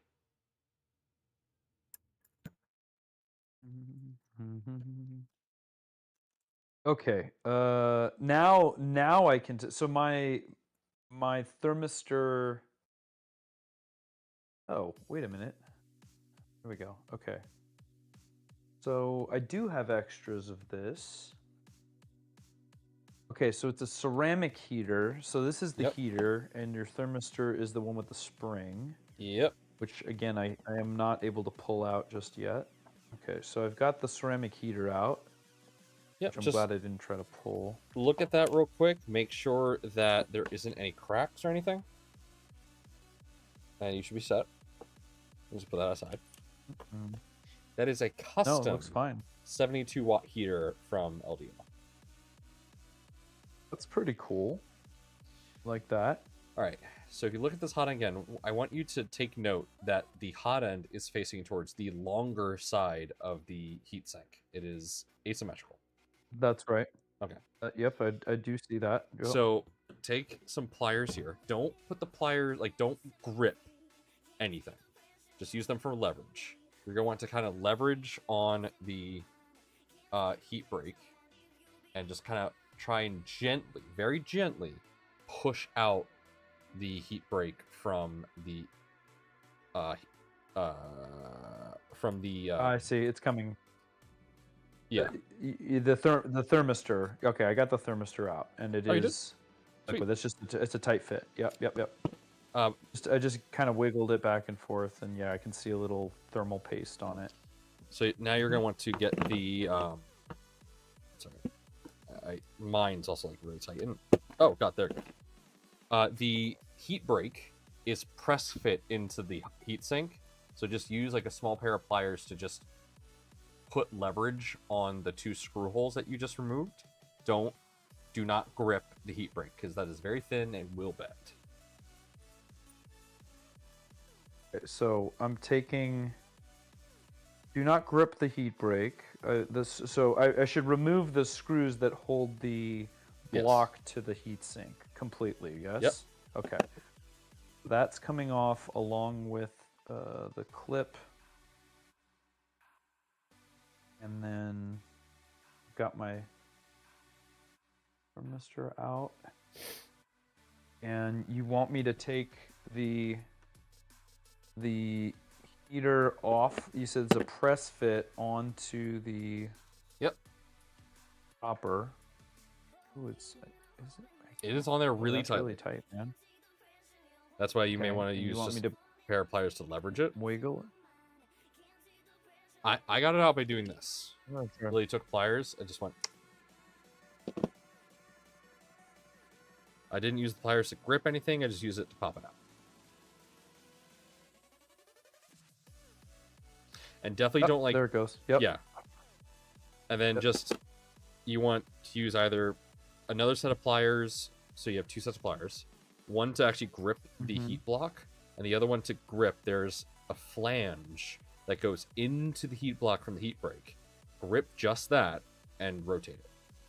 You want to be careful not to grab the round part or the thin piece. You don't want to bend the heat. Okay, so I'm taking the heat brake off of the heat block next. Is that what you want? No, you're tightening it. I'm tightening it. I'm Yep, tightening you it. just I wanna see. make So sure that's tight. this is so we don't get any leaks. Yep. And I need to rotate. So is there a wrench? There's a spanner for this? This piece is in your fasteners kit. It might help, but it also might be just a little rounded, so your results may vary. Okay, let me try the spanner that's in the. Because you were saying to do it with a pair of pliers. I don't know. Yeah, Copper's pretty soft stuff. I used a pair of pliers, and it worked for me. Okay, this number 5 on here. Okay, it's not rotating at all. All right. Well, you torqued it down, so hopefully that is good. If we find that it leaks at all later, then do what we just did here. You're going to unscrew that heat brake and then put some thermal compound on it.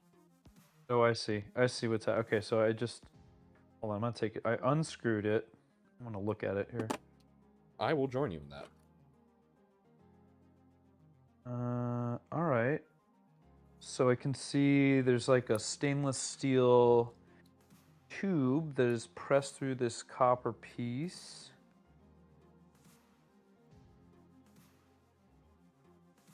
Excuse me. Bless you. I mean, I think the good news, as I can see it, is that let's call it the nut at the top of it, doesn't sit quite all the way onto the brake, which suggests to me that it's bottoming out inside the threads. Yep, exactly. And that what I is- suspected. That is what I would consider correct. And that is snug. And it is tight. Yep. And it is snug and tight. I Okay. love seeing this. Oh, I did bend that copper bit. Uh-oh. Uh-oh. Hey, what, man? That is a honking heat brake. I like that. And this flanged insert is an interesting technique. So then it's just a question of getting these even torque, I guess, on these screws as we put it all back together so it presses in evenly. Okay, am I okay to put it back together? Yep. Just, This do everything we nozzle's just got a did in reverse. Unique little crown to it. Interesting. A lot of attention and care was put into this part. I can see that. Precision hot ending. Okay, let's put that cartridge back in there. Seba says, "Well, now it's an issue for Sam Prentice. Yeah, if it leaks, it's his problem now. I did my due diligence. Sounds like future Pooch problems. If I find that this is leaking during my testing before I bring it to Smurf, I will be fixing it myself. Kegel, hey everybody, just stop by to leave a like and say hi. I'm off to bed. It's been a long day. Catch y'all next time. Have a good one, Kegel. Thank you for stopping by. It's nice. Do appreciate the 3D printing community so much. It has definitely been one of the most fulfilling communities that I've been a part of. I think I mentioned that before.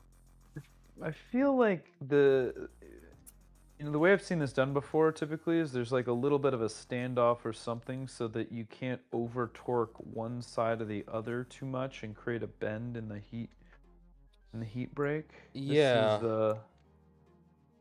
This is an interesting.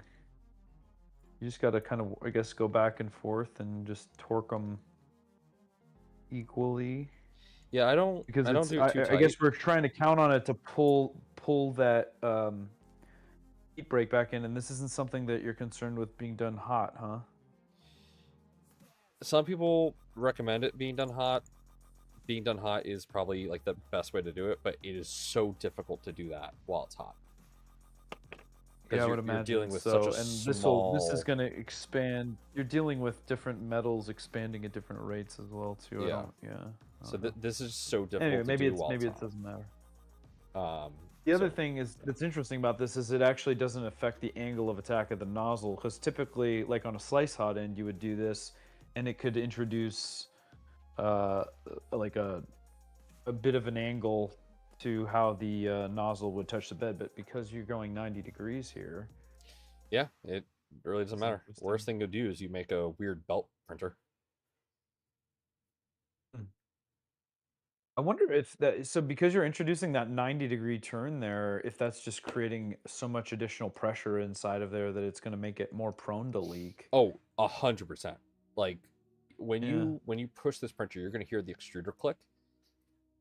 It's clicking, but it's not like missing any extrusion. It's just, yeah, it's trying to shove a ton of film through.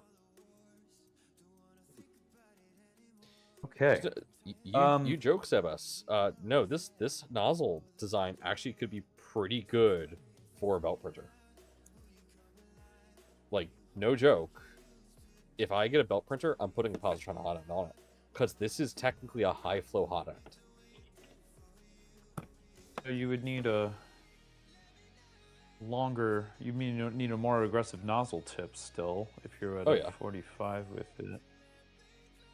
I mean, why not just machine, like, actually you could change this block out so that it presents at a 45. That would be an interesting approach. Instead of doing the long nozzle thing that everybody's doing, like, change this hot block, instead of a 90, it's a 45. It would reduce some of the pressure as it was pushing filament through it as well. Oh, yeah. That's some of the interesting. Ideas we have. All right, I'm going to put the silicone sock back on there. I don't think I'm ever going to design a belt printer myself. I'll leave that to Rob. Leave it to the professionals here. Yeah. And I'm going to put that little screw back in there so my thermistor doesn't go falling out again. Yeah, now you know how to take apart this hot end. It's not difficult. It's not as scary as it looks. And it's very similar to a slice magnum. Yeah. In its assembly, or some of the we absolutely took notes from Fadus. Mm-hmm.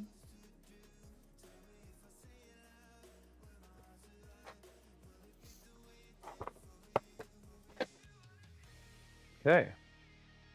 It's in there. It's not coming out. I'm feeling good about it. All right, onward. Onward and upward. Heated inserts. Excelsior. All right.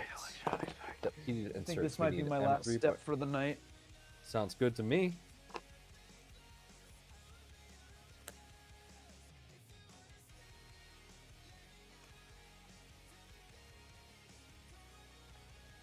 M2.5 by 3.4.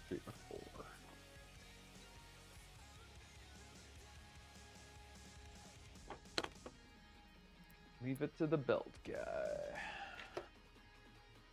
All right, and we're doing 3, 4, 5, and different heated inserts.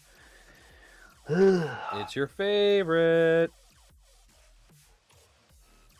Yeah. I assure Yeah, you, it there is. is an assembly where all you're doing. Actually, no, that's a lie. Is I was gonna say that all inserts. you're doing is just one type of hit insert, and like, nope, no. I just remembered the one.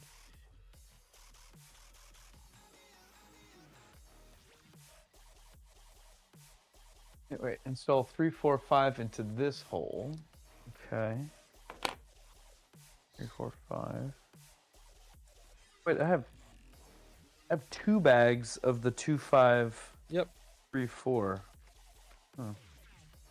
But they're the same. Yep. Why that I is a just thing that merge them happens, together. I don't really know. Shakes fist. Angry man shakes fist at cloud. Okay. I think it's because we had multiple part runs when we were doing the betas for this, and rather than like just increase the number, they would like delineate. Okay, this bag is for this part of the assembly, and this bag is for like everything else or something like that. Yeah, I get it. I get it. From a manufacturing standpoint, I understand. Yeah, From it's a just weird. human wanting to put this thing together, I don't want to do it. Okay, let's see here.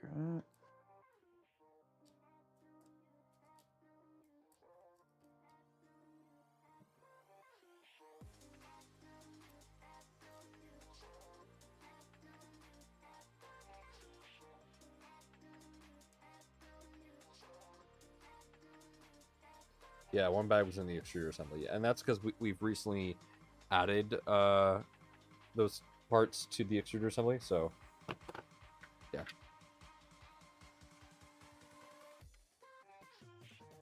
Come on, get in there.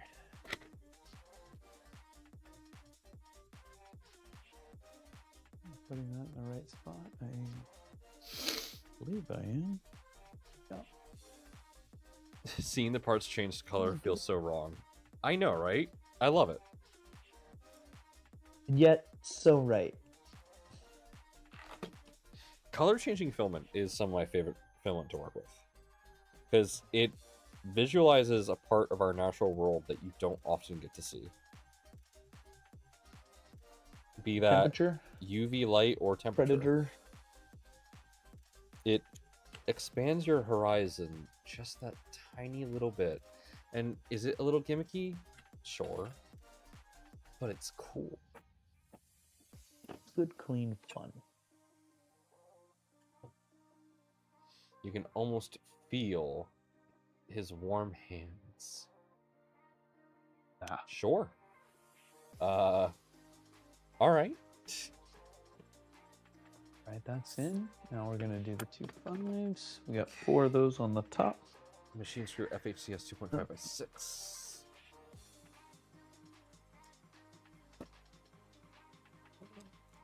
Hey guys, I got a special guest here. Come here, Lou. Who is it? Come here, Lou. Oh, no, she remembers from last time. Yep, she remembers from last time. She knows when I'm sitting here, avoid. Because she knows I want to pick her up to show her to chat. I will not be a prop. Lulu does not quite enjoy being picked Not up. will not be a prop in your strange games, I'm human. not a pawn, sir. That's right. So, as I am happy to say that my hands are quite dry. I often need to actually use moisturizer. Why am I proud to say that? That's a weird sentence.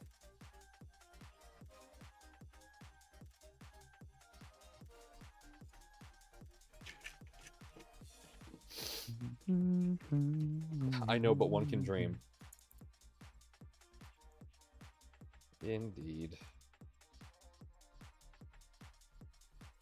Oh,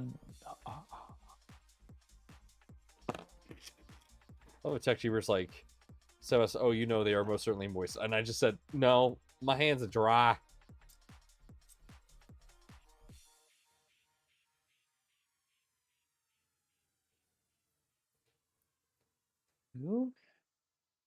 That's just what you tell people to justify the container of hand lotion next to your computer. Don't lie!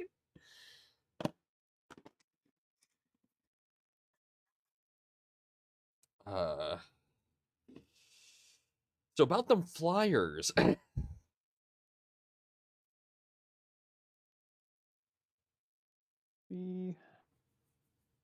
Did our music stop? I haven't heard any music this whole time. But I don't think I have the... I just assumed it wasn't monitoring the... Yeah, I can't feed the music through. feed. Well, Yeah, I that's can't sad. feed it I like through. music. I know. Oh. Music's good for everybody. Soothes the savage beast. It do. And I it am a do. savage beast. I used to be Okay. a DJ.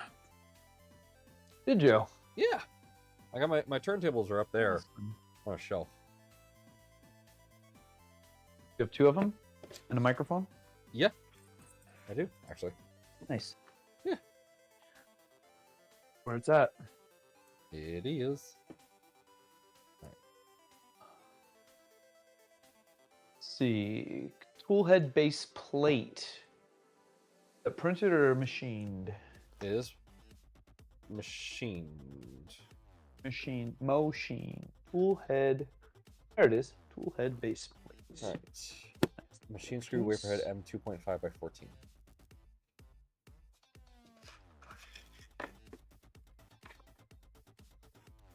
Five, 6. Flat Almost the fan. heads. Right. The electronics box.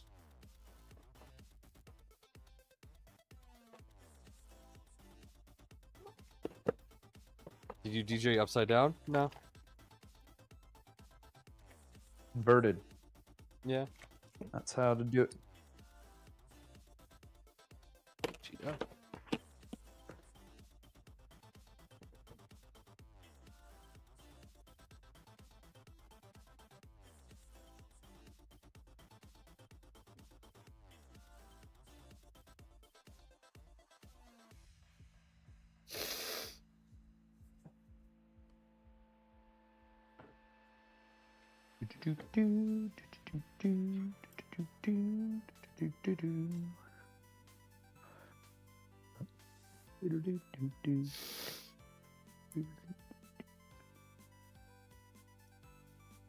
Tool head. I see DJ in. Oh, see, it says PNC right there. I like it. Tech Jeeper, where? What sim? Do you remember the location name? What were the grid coordinates?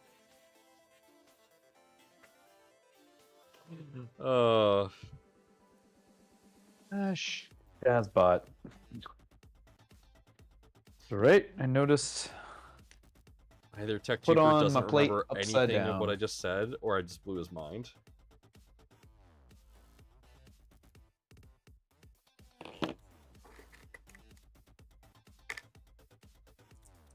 This is a good visual indicator that that's backwards. Tool head base plate goes underway.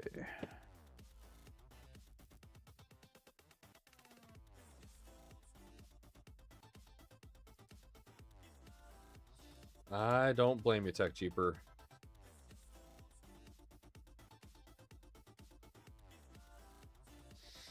To my right, behind a lot of the wall I have erected here, there is about like 100 boxes of vinyl records. And the reason there's like 100 boxes of vinyl records is because my dad was a vinyl DJ.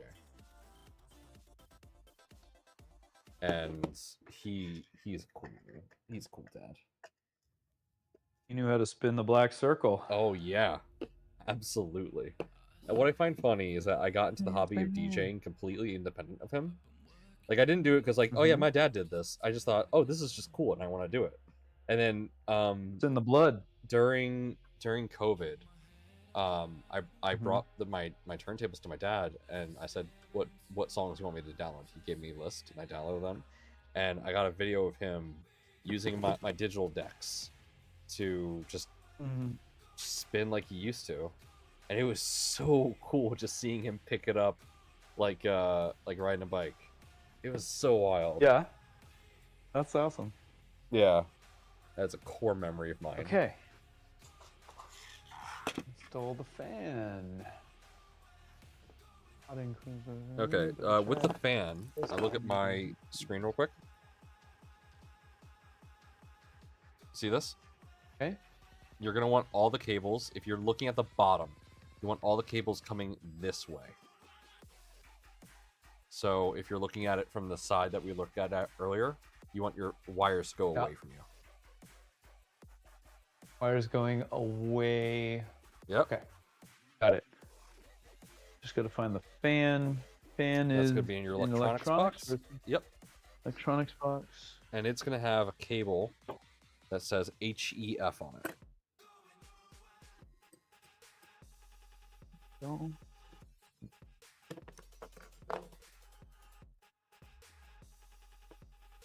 Okay, we got a couple fans. We're gonna go with the one that says HEF, and this says PCB. There we go, HEF.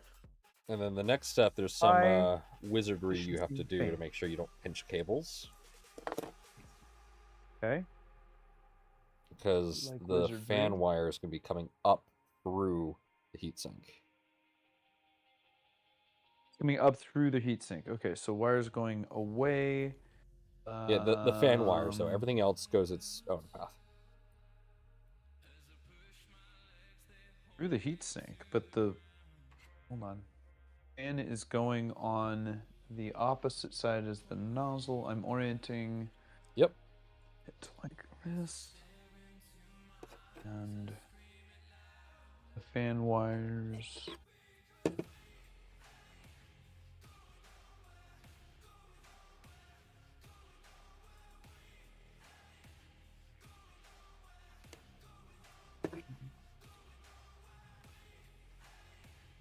There's 2 screws. So it's the 2 innermost. Okay. 2.5 by 14 button heads? Wafer head. Wafer head. Oh, wait, yeah. I'm sorry, wafer.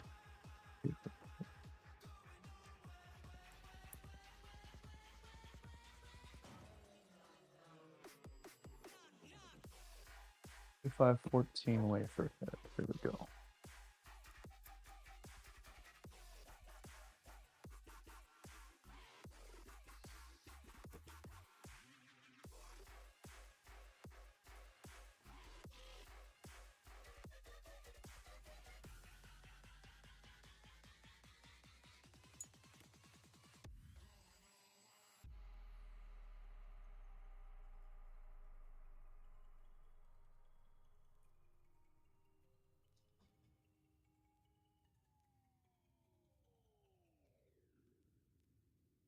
I like the pace that we're actually building this out. It's nice and relaxed. That's what I do everything. I'm very relaxed. That's what everybody says about me. Super relaxed. Because he throws things everywhere. No, it's a good pace. I mean, wouldn't take quite this long if I didn't have to do a lot of these steps twice because I'm not paying attention. But you know, It happens. All right. All right. Okay. Put the fan on. I got the wires going the way they want them here. The wire of the fan should go as shown in the picture. It does. And then it's all going to go on that mounting plate. Yep. Just kind of all sandwiches on there. And so you said the fan wires are supposed to go through the heatsink? Yes. Okay. Let me swap to my view here. So you might be able to just run them through. Actually, no, they don't have to go through the heatsink. I just did that temporarily so I could get essentially the wires. If you look here, they come up through this plate, and so if you don't do that right, you can pinch the wires. So pressing them into the heatsink. There we go. Pressing them into the heatsink kind of allows you to get them up through there without pinching them, and then you can pull them out when you're done. Oh, I see. Okay. Because all the wires on this top part go that way. Wires on the top part go.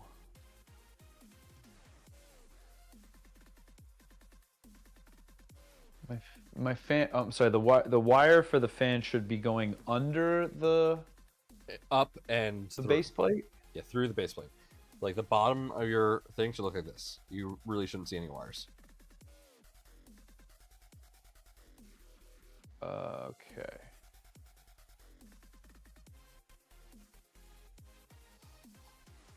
Analyzing fan. Okay, so the bottom. Oh, sorry, didn't realize you're still looking. All the wires are gonna. Yep. Okay, and that's going under there, and that's going through. Okay, I understand now. Yep.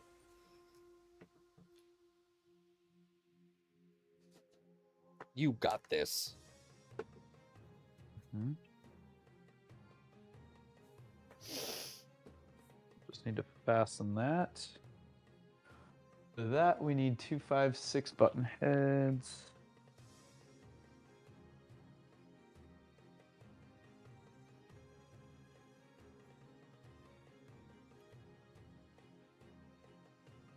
Five, 10, 2, 3, 2, 2, 5, 2, 5, 6. 5, 6 button head.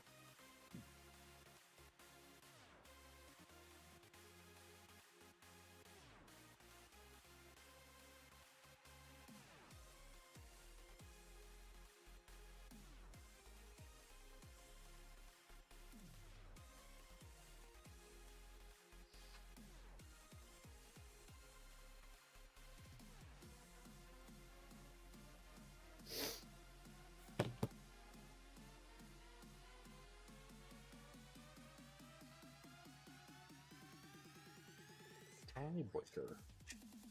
Okay. This little bin here I have, guys. This is full of screws from other Positron builds. I just have so many spares of this screw. A lot of screws. A lot of screws. Yeah, better to have spares than have not enough. That's true. That is true.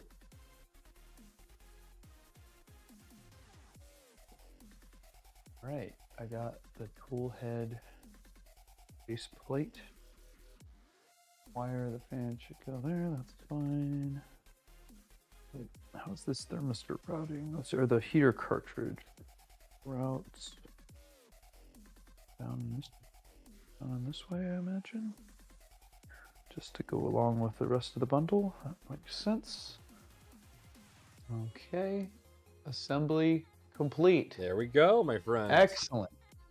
Excellent. Look All at right, the what we parts got? in front of you. You have a screen. You have the hot end, and you have the Z and the Celebrate. so many things. Let's see. We got the Z we did last time. We've got our motor assembly. We've got our screen, and we've got the hot end. Wow. Okay, it's starting to look like something, huh? Yeah. My favorite part about this is that we're doing all these sub-assemblies, and then the way they come together in the Positron, it just kind of... It's like everything just goes... and just like clicks together. It's not... my favorite part about this... Before you know it, you're done. My favorite part about this is that, unlike a Voron, which I love Vorons. Vorons are great. The one thing with a Voron is you're constantly going back to your assembly.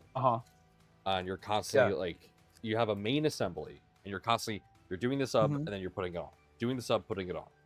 With this, it's less linear of an assembly, because you're doing all the sub assemblies, and then it just kind of comes together. And like Voltron at the end, it just all together. For me, it just it feels a little bit more satisfying because it just comes together, rather than like, you know, you see a slow progress. Yeah. But that's just me. Yeah, well, you know, it's I mean, yeah, I could see it both ways. I think it's weird when you don't have context exactly on how it all comes together, so like, you don't actually get to witness a lot of the magic until the very end when you're like, oh, this is how. But you know, It's like, wait, Six 5 of minutes one, ago I half didn't have a dozen of printer. Now I another. have a printer. Yeah. All I right. had a bunch of little printer sub-assemblies. Dude, this has been fun. Thank you so much for your patience with me. And problem. what are you thinking? Like we maybe two more sessions and we should be there. I'm thinking either 2 to 3. 2 to 3. 2 to 3. The Okay. larger assembly I will say the difficulty in the assemblies kind of ramps up. So the next assembly after this one is the spool holder, which is like the easiest assembly. It is literally just taking a couple of the printed parts, a bearing, and a screw, and that's it. And then there's the base plate assembly, which is like the entire bottom of the printer. Right. So it just kind of goes really complicated. That's a big chunk of it. Yeah. And then after that, it's the final That would- assembly, and then pushing plastic. So it's like 2 to 3 streams, definitely. Sweet. Yeah. All right, man. I'm excited. Back to my main view. This has been awesome. I'm trying to get a little bit better organized here, so when I pick All back good. up next time, I've got my gear together. I think And, Friday and Monday for me are going to be design stream days, so I don't think I'm going to be doing. I think I'm just going to leave my stuff here. But I'm excited for next one. Aim for Wednesday again. Yeah, I think that sounds great to me. All right, perfect. Well, chat, you heard it here. Make sure to stop by next Wednesday for the next Pooch and Nomad stream. We're gonna continue building this, and I hope you guys are having as much fun as we are, because this has just been awesome. Chat, make sure to hug your loved ones, etc. All right. Do everything that that Joel tells you. But hey, actually, I do have one extremely important thing to say. For those of you that live in the United States, I don't care who you vote for. Just go vote, because that's an important part of our democracy, and it is important for us to practice that. If early voting is available to you, please make sure to go do so. And yeah, fight for a cause you believe in. To everything else Joel says, have a good one, guys.